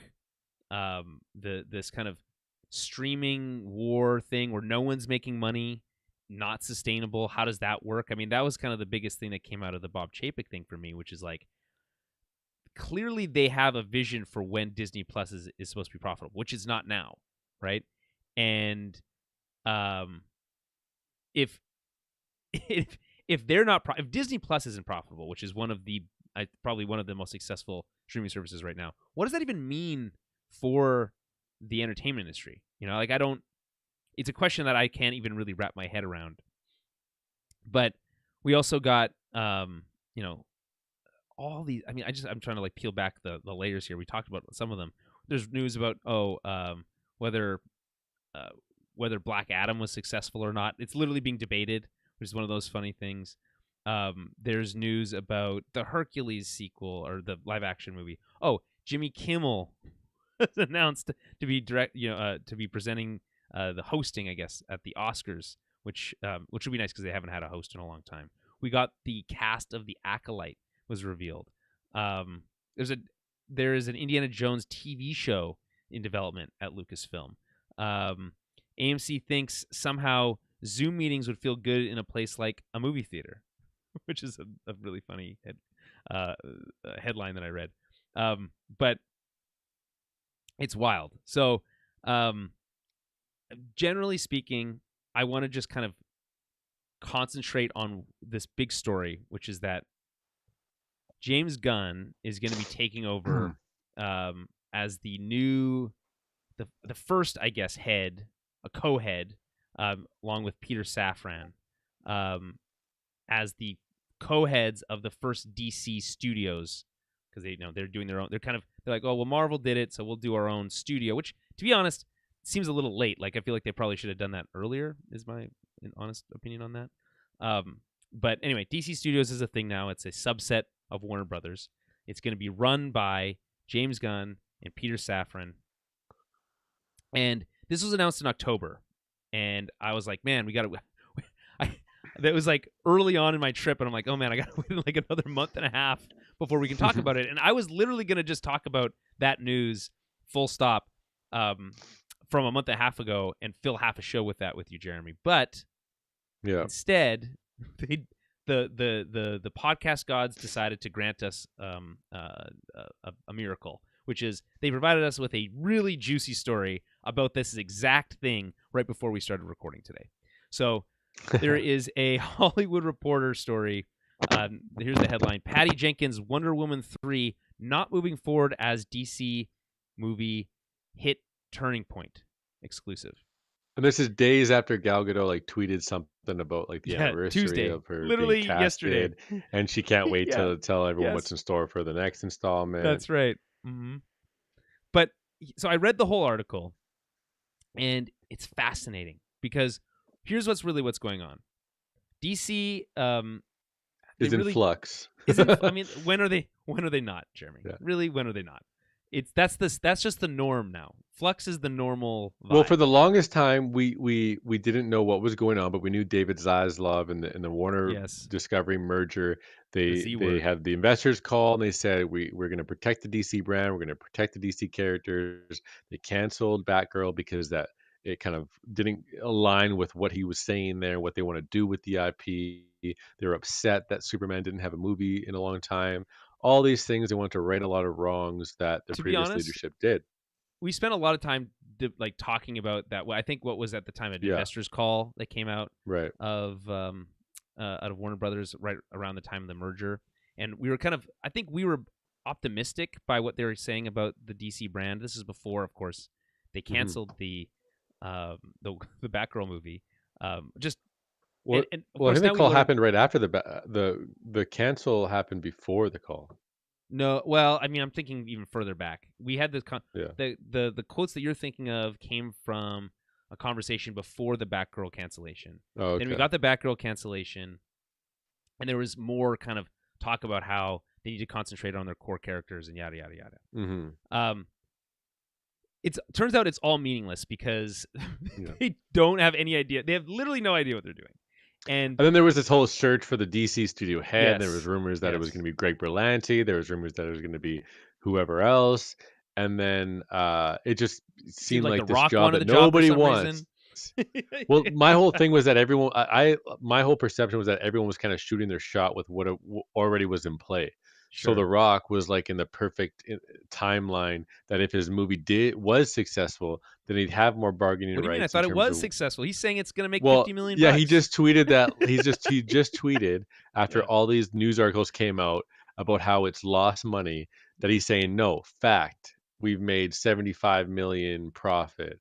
Like it's Yeah. So so weird, and he never this, congratulated James Gunn when that yeah. was eventually announced, probably a month ago or so, right? But it wasn't just James Gunn; it was Peter Safran, so co-leads. The big thing about that was like James Gunn, who saw that coming, right? Like obviously DC scooped him up to make the Suicide Squad Well, kind hold of on. Let's reboot, back but up. Let's use some of back the up. same characters. Um, To what? well, actually, no, you're right. Continue. Sorry. I was gonna. I Yeah, was just this is gonna the say like timeline. this is the. Yeah, you're right. You're right. I was just gonna say just on the Black Adam thing. Yeah. This So Hollywood Reporter it just thing talks came about it. so. Yeah, go ahead. Go ahead. Well, they just talked about Okay. it's so Yeah. they mentioned that it's grossed 385 million worldwide, and insiders at the studio say the movie, which costs more than 190 million to produce, two sources peg the actual cost at 230 million, not including marketing, will be lucky to break even considering ancillary Mhm. revenue. And then Even if the movie Deadline does, reports that it yeah, did make. right. It's which is crazy. It's just Yeah. funny how these Now there's reports come out. It's like yeah, who's it's in just funny. control behind the scenes, who, I mean, we've seen it time and time again, hit pieces, all this stuff. But yeah, The Rock's been like on a damage control like, Yeah, since you before the know, movie came out. trip. Yeah. And Yeah. like it's Yeah. crazy because he repeats the same things over and over and over again. And now Yes. it's a year ago, nobody knew who Black Adam and the JSA were. We're babies. We need time to grow. He like I think oh no, IGN tweeted some like a clickbaity headline. It was Mm, Black Panther 2 already makes more in its opening weekend than Black Adam did in its entire run. right. And The Rock like tweeted at IGN saying like laughing, crying emoji, like, what is this? Like, Like, of course they why are you would. judging us on the same? He's Right. like, why are you judging us on the global brand that is Black Panther? Right. So like obviously there's valid reasons and excuses or whatever to kind of justify things, but it's just funny how everyone's just trying to paint it super positive. What they're doing is the right thing. But yeah, so lo and behold, they get James Gunn out of nowhere is co-lead, and Mhm. I think for me and you, that's kind of exciting because the guy like knows Mhm. comic books. You know what I mean? Like Yep. even if you're not a fan of what he did at Marvel, it's like I think if you're aware of him, you know that Well, like I mean, what? I liked two things. I thought the last Suicide Squad movie was Well, I guess you very are very over. fun. And Yeah, I thought Peacemaker was one of the best shows of the year. Like it was so good. exactly. So you are a Yeah. fan, Yeah, I and would say so. you know what he brings to the table. Yeah. I'm in the same boat, but I'm also not into his um His vibe, like his like his take on, yeah, style. like Yeah. it's definitely cool for like the Guardians and the Suicide Squad, but like Right. to but I just don't know for the overall DC, like Right. I as guess, as a whole but thing. but you're right. But I think that would be a concern um, if he was directing those movies. But he's not going to be directing Right. those movies. He's just going to That's be true. shepherding Right. the Maybe directing the one or two. yeah, maybe. I mean, I'm sure he'll still get his he'll still get involved. Difference between him and someone like Feige. Feige's a producer, born Mhm. and bred, right? And that's another crazy thing is that he worked under Feige, he knows that whole thing inside and out, hmm and now he's bringing all that experience and knowledge over to DC. It's just a crazy thing, but it's not just him. It's So another producing, this story experienced guy. this story. So at first I read the story and I'm like, wow, that's crazy that Patty Jenkins basically spent all this time. She lost her Star Wars movie and like right after Wonder Woman 1984, like her shine came off so quickly, and in my opinion, not really justified. That movie isn't good. I understand that, but I think we both I think we both pointed the finger at like, man, Jeff Johns once again hands all over the script, and the script is a mess, Yeah. and so she goes back and she sits down with, who does she co-write the third movie script with? Jeff fucking Johns again, and hands that script off to at that point, when she was writing it, she didn't know that James Gunn and Peter Safran were going to be the ones reading it, but she knew she was going to be handing it into somebody at HBO, Warner Brothers leadership, Zaslov perhaps, but probably not. And basically, we're a week away from what is apparently is like this big presentation where James Mhm. Gunn and Peter Safran are going to basically pitch their idea for the DC universe to Which is why it's crazy Zaslov. that everyone's overreacting right now, as if it's a total reboot or this or Right, that, based off these articles that like Jeremy, the Wonder Woman internet 3 is isn't. melting down right now. Yeah. It is Like Man of crazy. Steel 2 probably isn't happening. It's like, dude, like James Gunn himself is tweeting that he has a whole like meeting to Right. like, and he needs time to lay out this thing that they're planning. Like, we don't know exactly what they're doing. Why are we assuming this and that? Like Henry Cavill was teasing Black Adam, but that was a $7 production thing with Zaslov and getting him back. So it feels like Zaslov wants Henry Cavill and Superman back. So I don't know if it's fair to say right now that like He literally quit Gunn his is like job at The not wanting Witcher. him. He literally Yeah. quit his job with The He Witcher to made do he made Superman. he made a video confirming and telling everyone that he's Yeah. back as Superman, Yeah. right? And After all those listen, articles of the cape is still in the closet, right? yeah. All those No, years, you yeah. never lost hope. Yeah. Well, so turns out it's very possible that he won't be back. That's possible. So here's what the article says, which is Yeah. really wild. It's just all of it is so crazy. The rest of the DC slate remains in flux, Jeremy. There's the word, or at least being kept deep in a pocket of Gunn's own utility belt. But there's several rumors and possible scenarios to consider ahead of next week's meeting. The first, which builds on the shuttering of Jenkins' Wonder Woman 3, is the closing curtain on the Snyderverse and the heroes cast by filmmaker Zack Snyder for his Justice League. This one sees the shutting down of Man of Steel 2 with a returning Henry Cavill and having no more Aquaman, fronted by Jason Momoa. These characters are to cameo in Flash, the highly anticipated time travel adventure movie that is due to release June 16th. Cavill shot his part of the cameo in September, but sources say there is a debate inside the studio as whether or not to keep the cameo and if its inclusion promises something that the studio would not have plans on delivering. So, yeah, it's crazy. It's like, Mhm. and so what's interesting, of course, is that, Jeremy, we talked about this for a while and we debated this, which is my opinion was they should blow it all up and start over, right? It's too Yeah. messy. Everything And is, now that's the speculation going forward. yes. I'm not, and But so, yeah, that wasn't necessarily what we were told or sold in terms of what was going on with right. Henry Cavill saying he's back, Gal Gadot talking about Wonder Woman.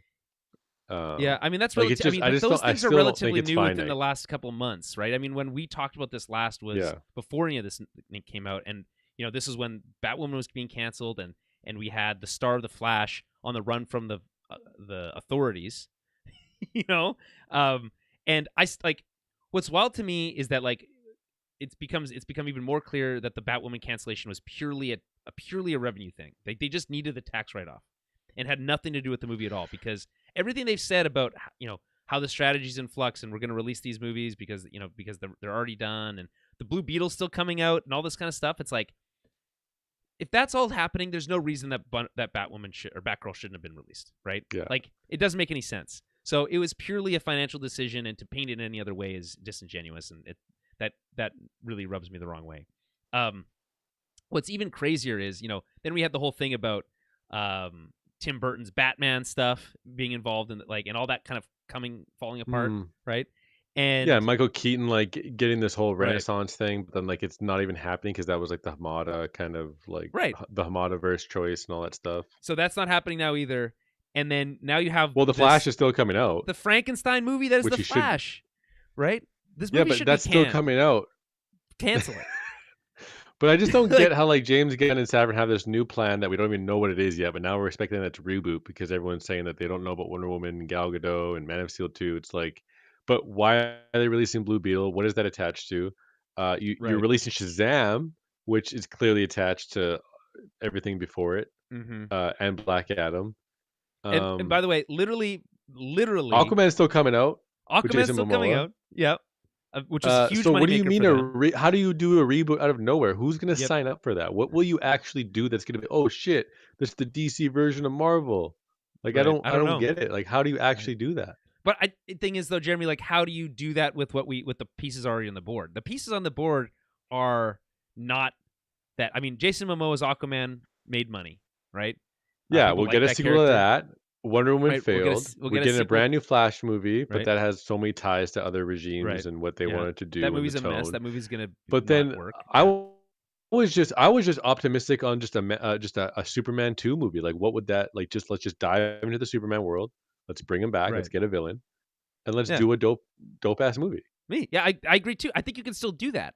I don't know Yeah. if you need to, like, I think you could do that either But way. You could remember, do the whole Man of Steel thing 2, or was you could do a like whole the new whole Superman thing movie. was good luck on finding a new Superman. There was Right. it was always Henry Cavill. Like, yeah, he didn't have this much to do. It was a whole take. Blah blah blah. It's like screw all that shit. If it was a different script or it was one that you aligned with your preferences, he'd be amazing. But he's already amazing. So let's see more of it. And now that might not be happening. It's like, So- who are you gonna get? What's that movie gonna be called? Like I don't know, man. I think it's a So- very tall task, but Yeah, I'm and excited to see what they say, what they come up with. Well, yeah, I mean, that's next week is going to be very exciting, but like for multiple reasons. Avatar 2, the results of this meeting. Oh, But, oh my um, goodness. Yeah, I'll be in Raleigh, so I'll talk Holy to you on the shite. weekend. I guess we can set up an appointment for the weekend to review the Avatar 2, and yeah, I'll be back by Friday evening. So I guess here's the thing, right? What's the best case scenario? It's a reboot of everything, but you just keep the actors that work. You keep Henry Cavill, you keep Gal Gadot, you keep Jason Momoa. You probably don't keep Ben Affleck. No offense to Batfleck. I mean, probably, right? I mean, I don't know. What do you think on that? Is that the best quote I unquote don't know. I best case mean, scenario? I don't know. It's still too weird right now because like Jason Momoa even posted pictures. Ben Affleck's back. He kind of let it slip. Right. Ben Affleck did some reshoots for Aquaman. There's probably going to be reshoots for him for the Flash movie if Michael Keaton isn't going to be this major part in it. But then there's a secondary Flash in the movie which wears a Batman suit that's painted red. That's Michael Keaton's suit and has Right. cut off ears. That's funny. It's just it's all been so Frankenstein-y this whole time. Nothing's changed. I'm telling you, cancel the It's Flash just movie. we get new little tidbits of like this might not be happening now, and then we all just lose our minds in speculation. Well, it's because we've had no And then clear. James Gunn's out there tweeting every now and then, like random nonsense, Which is funny. I don't think is helping. It's not. The thing is, what's interesting about the whole James Gunn situation is that, of course, he's also doing press for Guardians of the Galaxy. And, Yes, yeah. And it just makes it makes it a little confusing because it's like he's out there. He'll drop a little hint about DC stuff, but primarily he's just He there to tweeted the talk blue about he tweeted Marvel. the Blue Beetle poster and stuff. And that one got like on Twitter it got like over 200K likes on the poster alone. It's a good poster. Like I mean, it's a it just standard-ass shows like poster. the reach that Gunn has too. Yeah. But then it's like no one shows up for the latest and current DC movies that have come out. Well, yeah, I mean, Like but I Wonder mean, Woman lost money, Suicide Squad. is that not a side effect of just the fact that without any clear direction, it's hard to get people excited. Like, what is, I'll go see an Aquaman movie because it's cool to see Aquaman. I'll see Aquaman 2, but it's like knowing that it's not going to necessarily lead to anything is probably hurts its box office because this new standard. By the way, I'm not saying it's good. I think it's probably a net negative for the entertainment industry. But Marvel has set a new standard, which is that when a comic book movie comes out, it has to not only tell a contained story, self-contained story, but it also needs to set up things for the future. It has to be a part of a bigger picture, right? If there's And nothing so, of substance on the DC side, so Black yeah, Adam can release a movie and everyone's like, that looks like a Marvel movie, but it's not a Marvel movie. yeah, Why am I going to spend the money and invest my time into something that already exists and is already perfected and is already well into its course over yes, here yes. with recognizable characters like Instead, I got to go Spider-Man and watch all this this. stuff? Yeah. Black Adam anti-villain movie with Oh, The by the way, Rock, actually, we should talk. Hold who's on, a huge pause movie for a star. second here. Yeah. Have you seen Black Adam? Did you see it? No, I'm not No. compelled to see this movie. It looks so Okay, generic. I'm just checking. I It did see looks, it. yeah. It is generic, and the character is so boring. Jeremy, the character It's is so so boring. self-serving. He's so boring. He's the least interesting lead character in a superhero movie I might have ever seen. And there is some really cool action in the movie, but largely speaking, it's forgettable. Like the plot is all over the place. Um, you know, The Rock is just doing more The Dude, The Rock stuff. Rock's damage control right now is insane. There's literally reports saying that there's a Hawkman movie spinoff being in development potential. Mm-hmm. Like Don't they're do that. like I don't know, man. Don't do that. That Like character's not very good either. He might be one of the most poorly written characters in the entire movie, which is Hawkman, which is a shame because he does look oh yeah, really apparently cool. they made him like Black Panther or something. Yeah, they did, and it's there's no reason for that. Like it doesn't make any. It doesn't. It anyway. There is a So reason because it's tried, tested, and true, right. and they think No, if but we do the same thing, audiences will show up, I tell you what though. and they're not. You know who's the They're gonna you know show up who's for this Avatar, though. I'll tell you that. you know who's the well we can all agree on that.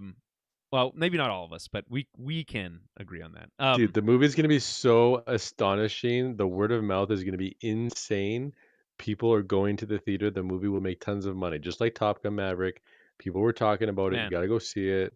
Boom, I boom, boom. The only I'm downside with Avatar is that it's very long, like with the yeah 3 hours. So it's like yeah. how many showings can you get? Can it catch up I feel like quick? that. Blah, I blah, feel like that. blah. I feel But like that like long movies have less showings is like overblown. I mean, like, are we talking about literally like one additional showing a day?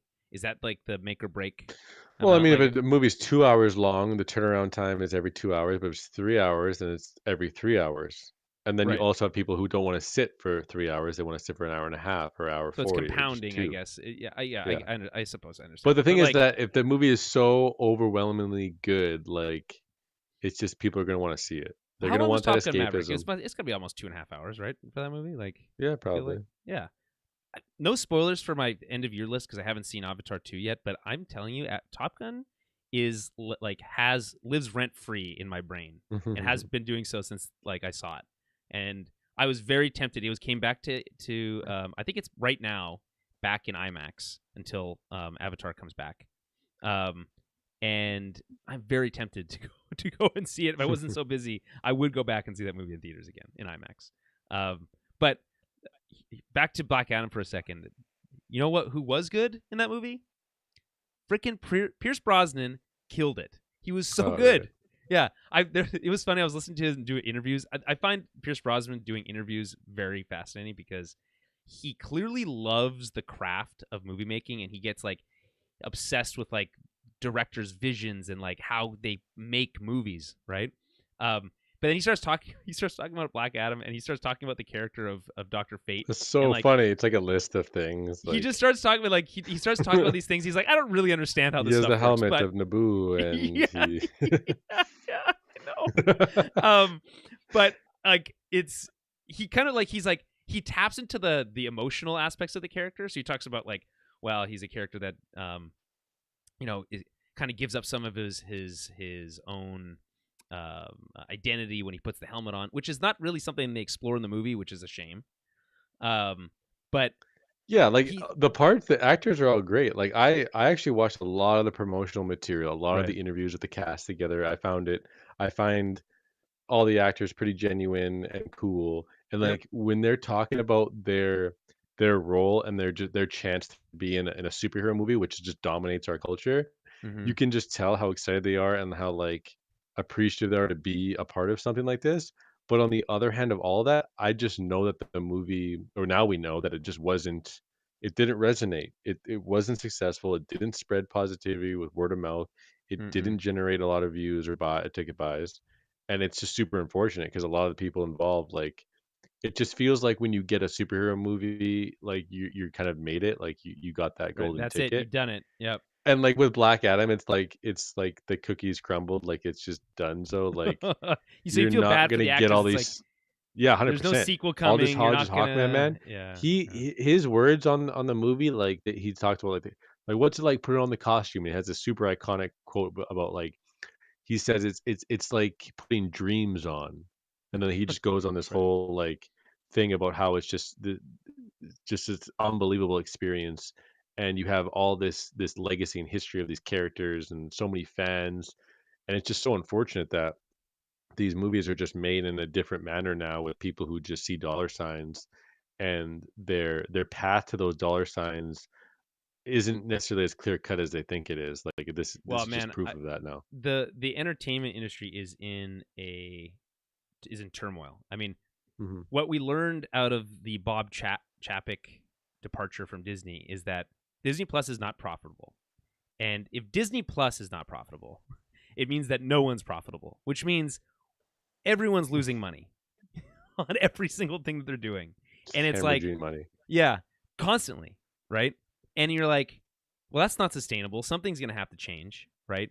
Meanwhile, like, so you get this kind of this reality sets in, like, okay, that probably means we're going to have to pay upwards of $20 a month for these streaming services, and all of a sudden you're right back to paying exactly what you're paying for cable before, because it turns out that's how much money you had to pay to make any of these things work. And it's a shame because at the same time, no one's going to the movie theater. Movie theaters are struggling to figure out what they can do to bring people in. I kind of read a funny headline, Jeremy, when you're in the bathroom, which is that they think maybe bringing in people for Zoom meetings at the movie theater that's gonna be the ticket, right? Mhm. It's not. Just spoilers. Um, but I will tell you this: I went to see a movie at a very fancy. Well, I mean, not fancy necessarily, but like an old school kind of theater that takes the movie going experience very very seriously in Sydney. I went to see Glass Onion there, and these plush velvet chairs. There was like a curtain literally opened after they did like a little light show to like frame the screen perfectly. The lighting and the picture was good. Like it was a great experience. And like the theater itself felt like somewhere you'd want to go. Right? It was like kind of this like what's the word I'm looking for? It's kind of like from the 30s almost style. It looked like, Jeremy, a movie theater you'd see in Batman the Animated Series. To be honest, it's Mhm. very cool. Like they had literally had like gold statues of like gods like holding globes off to the side of the screen. Now, I'm not saying you need that to make movie going exciting again. Obviously not, but it needs to be more. They need to do more than what they're doing now. And either way, the movie theaters are not the movie studios. So the theaters themselves are struggling. The studios are struggling because they don't know what to do. If you're not making massive money off of something like Black Adam, that means that you're not Oh going to man, even get a sequel, The right? Rock even tweeted about like how his movie is profitable. He's like, remember, Captain America 1 only made 370 million worldwide. It's like That's getting to that desperate of right. levels. We're talking about a movie from over 10 years ago, Yeah. right? Like it's, I mean, it's a mess. There is no. It's going to continue to be We in always talk turmoil about for a how it's a while. mess, and then like this news just broke, and it's like just everyone, like the hyperbole is just insane. Like we don't actually know what's going on, but like it just seems like it's clear cut now that it's a reboot. But yeah, it's always funny how it's just the craziest negative news. We don't know what's going on, but we But know meanwhile, there's people in Marvel is charge just and they have. Marvel is just marching on. Nothing seems to. It's like Teflon, man. Like Well, I mean, I feel like every. I feel like Marvel struggled in their last kind of phase, especially with the TV series, which Mm-hmm. are, I feel like, largely forgettable and just But not do you feel very like good quality. But do you feel like this next stuff that we're dealing with when they start talking about like the quantumanium and yeah, like I think that's gonna Feige get is not an idiot, and like he's gonna listen to feedback and see what worked, see what didn't, and move forward with that. um but I mean it just comparatively speaking when you I mean obviously DC to Marvel is the most obvious analog, but just Warner Brothers to Disney, Disney's even going through turmoil with its CEO situation. It's like nothing is nothing is safe, Jeremy. Nothing is safe. Um, I don't know if did we mention. I think can't remember. Did we talk about this before we started recording? But this idea that Jason Momoa, even if they do decide to recast everything, they'll just keep Momoa but not have him be Aquaman. They'll just make him play Lobo. Yeah. Hmm. Yeah.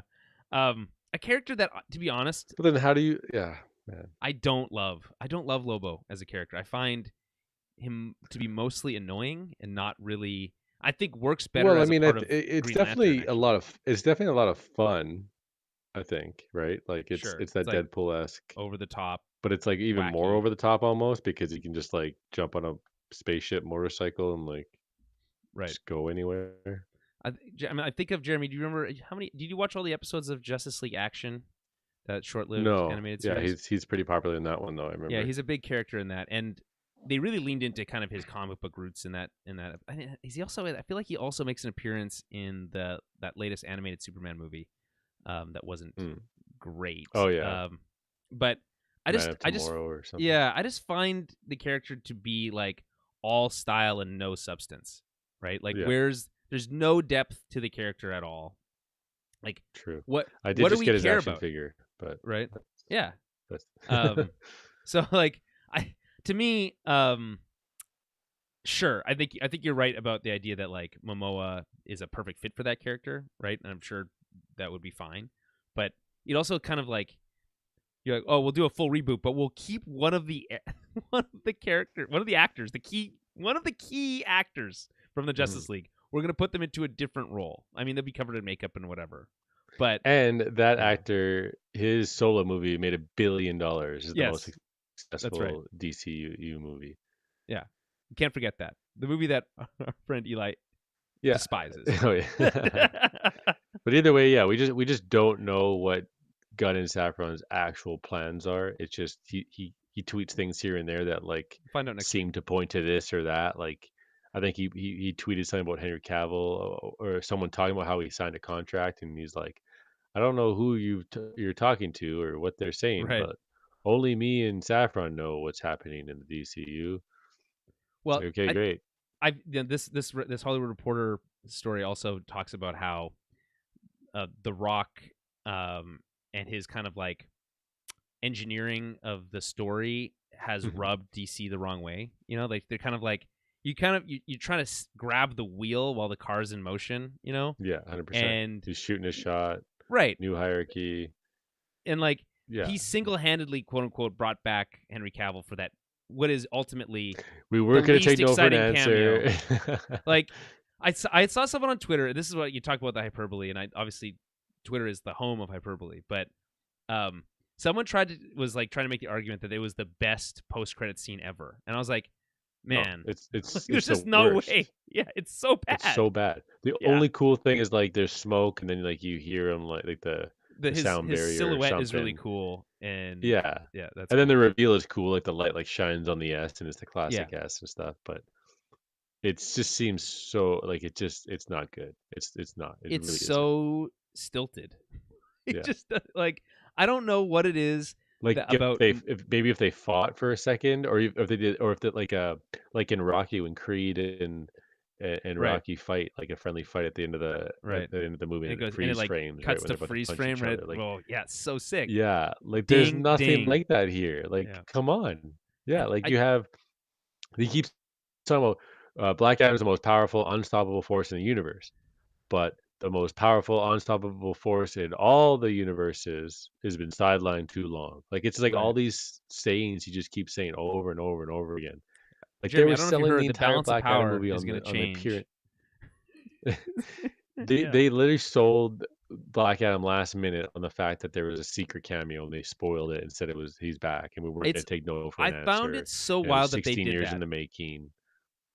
It's like you think that That's all The telling Rock people that knows though is Superman just is going to spin, be in the spin, movie, spin, spin. yeah, is going to that's he's in the movie for literally 10 seconds at the very end and it makes Five no seconds. sense. 5 5 seconds. seconds. And that's going to send people to the theater? No, it's not. They're just going to watch it on YouTube. What are you talking about? Yeah. It's I don't know. So anyway, I think it's just these people I think have a little bit of lost the thread a little bit in terms of what people actually want out of this stuff. That being said, James Gunn seems to have a full control over essentially everything except for the Batman and what Reeves is doing with Batman and Robert Pattinson, which fair enough. We'll see. Yeah. I just man, like whatever the first project is, like I don't know what the hell it's gonna be, but if that movie isn't profitable, doesn't make money, what do you do then? Well, you see, here's the thing. How do you say there's a It 10-year can't, plan and you hire it guys for can't, 10 oh, years? you can't let it rest on one movie. One movie flops, you have to stick to the But course for at least a couple of years. that's how the reaction works, how the analysts work, how everything is Yeah. I structured mean, around that. Is they it a say, success or not? they And said in the we've been article told for here, years and over again that this wasn't a success. We got to reboot. This guy doesn't know what he's talking about. We got to reboot. We got to do this. We got to try this. So now we're just going to be all good now with what they choose to do. well, I don't think we have much choice, but they did talk about how Zaslov is not imposing like strict budget. Um, uh, Sorry, I think they say Really? I insiders thought he say was. I thought it was. Oh.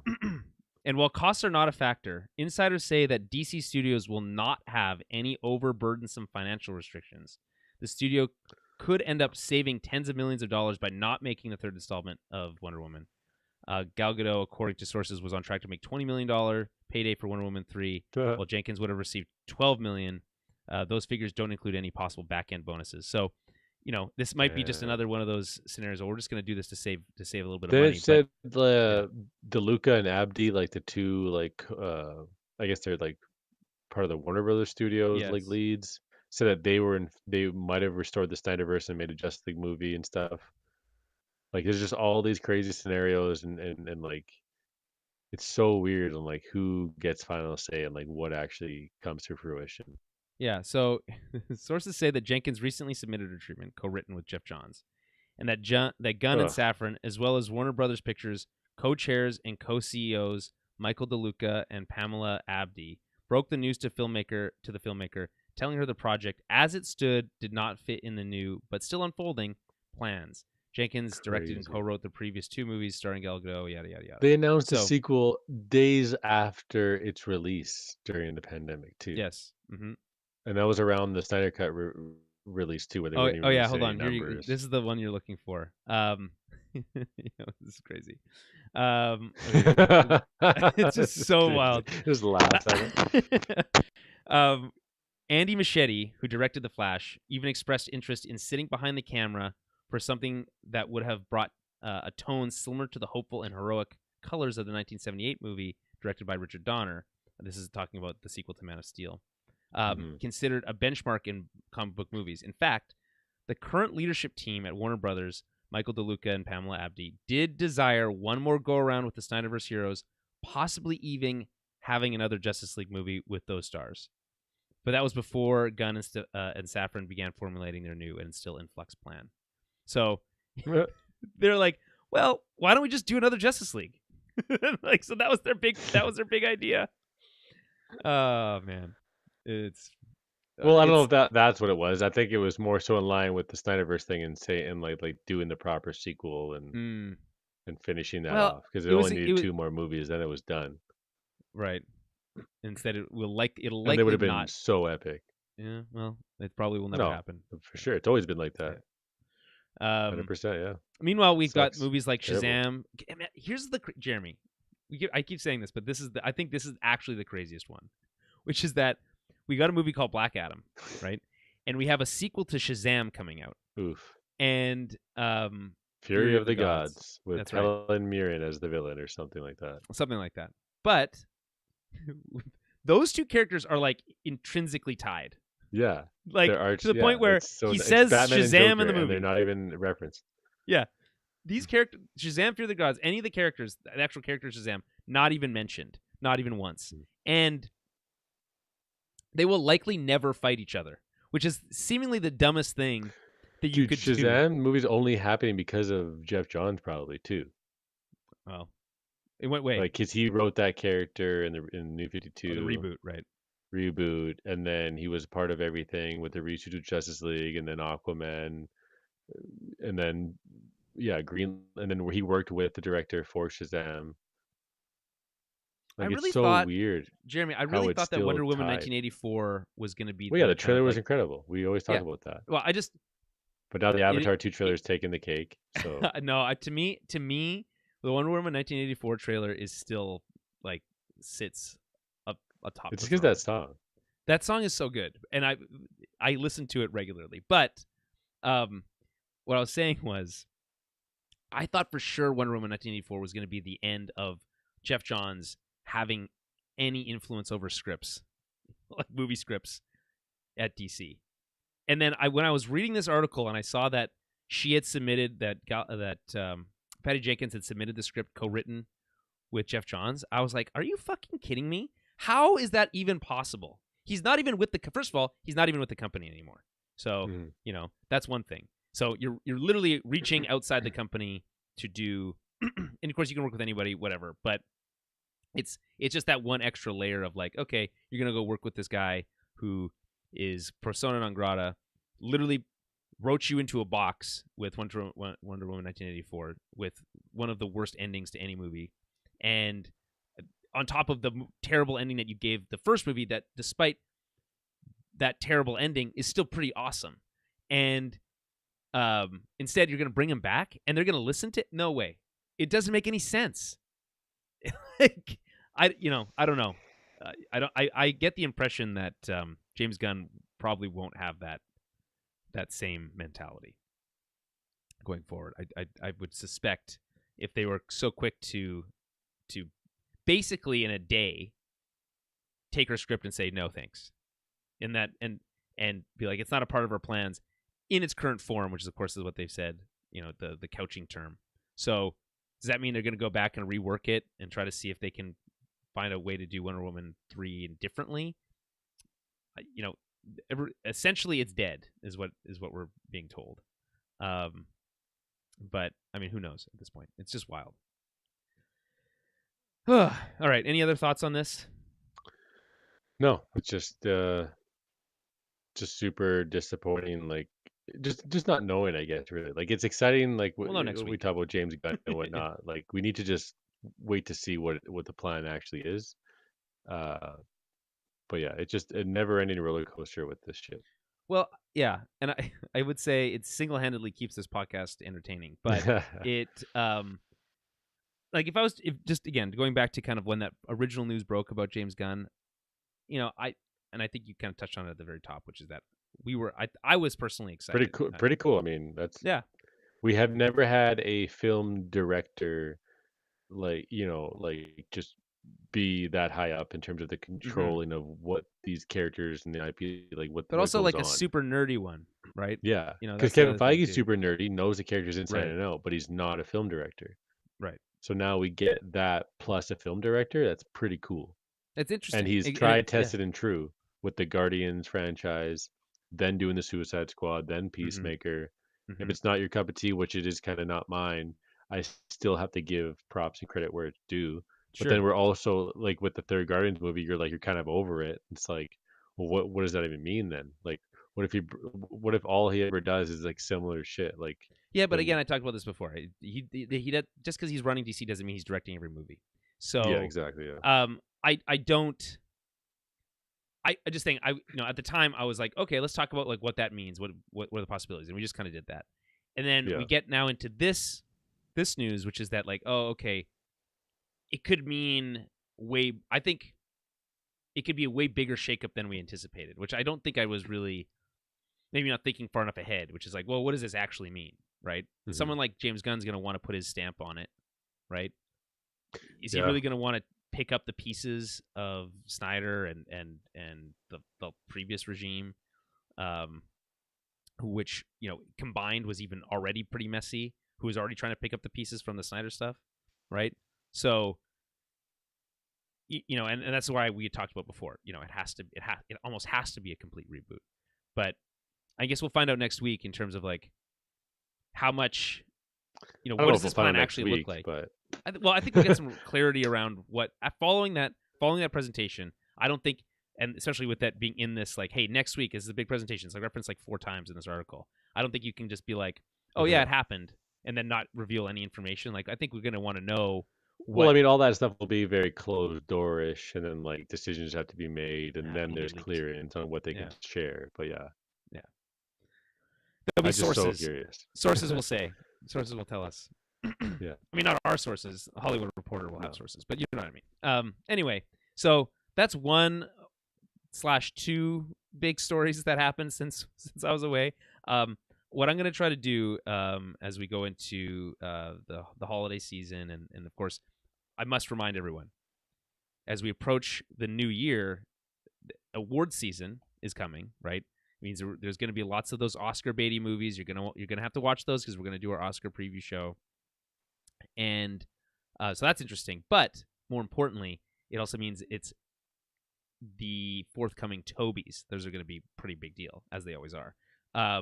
And this year, I got to say, some pretty solid choices to pick from for our favorite movies and our favorite shows. So look forward to that. Jeremy, start thinking about that. I think you've got a pretty good idea of what you liked this year already in your head. Yeah. And we'll definitely break that all down. So get ready. Prepare yourselves for that. We're going to try. We'll have that out early in the new year. But in the preceding time or the in between time, I'm going to try to cherry pick some stories that we can kind of deep dive, and hopefully there's like little new additions that I can add on, kind of like what we just did. As we start talking about some of the newer stories, so new stuff will come, and of course in the new year, stories the news kind of really gets quiet as people go on vacation, etc. So it'll give us a chance to look back and say, okay, here's some of the things that we didn't get a chance to talk about. Like obviously, Jeremy, the HBO Max Discovery Plus merger streaming service name is going to be called just Max. So I mean that's a big story. We got to deep dive. We got to deep dive on that. I don't know. Maybe it's like maybe it's like the Wii. It's like it'll just grow on us. It'll just like we'll just be used to it. Yeah. So the stuff like that. I mean, obviously more interesting things than that, but we'll find some things. We'll pepper in some old stories with some new stories.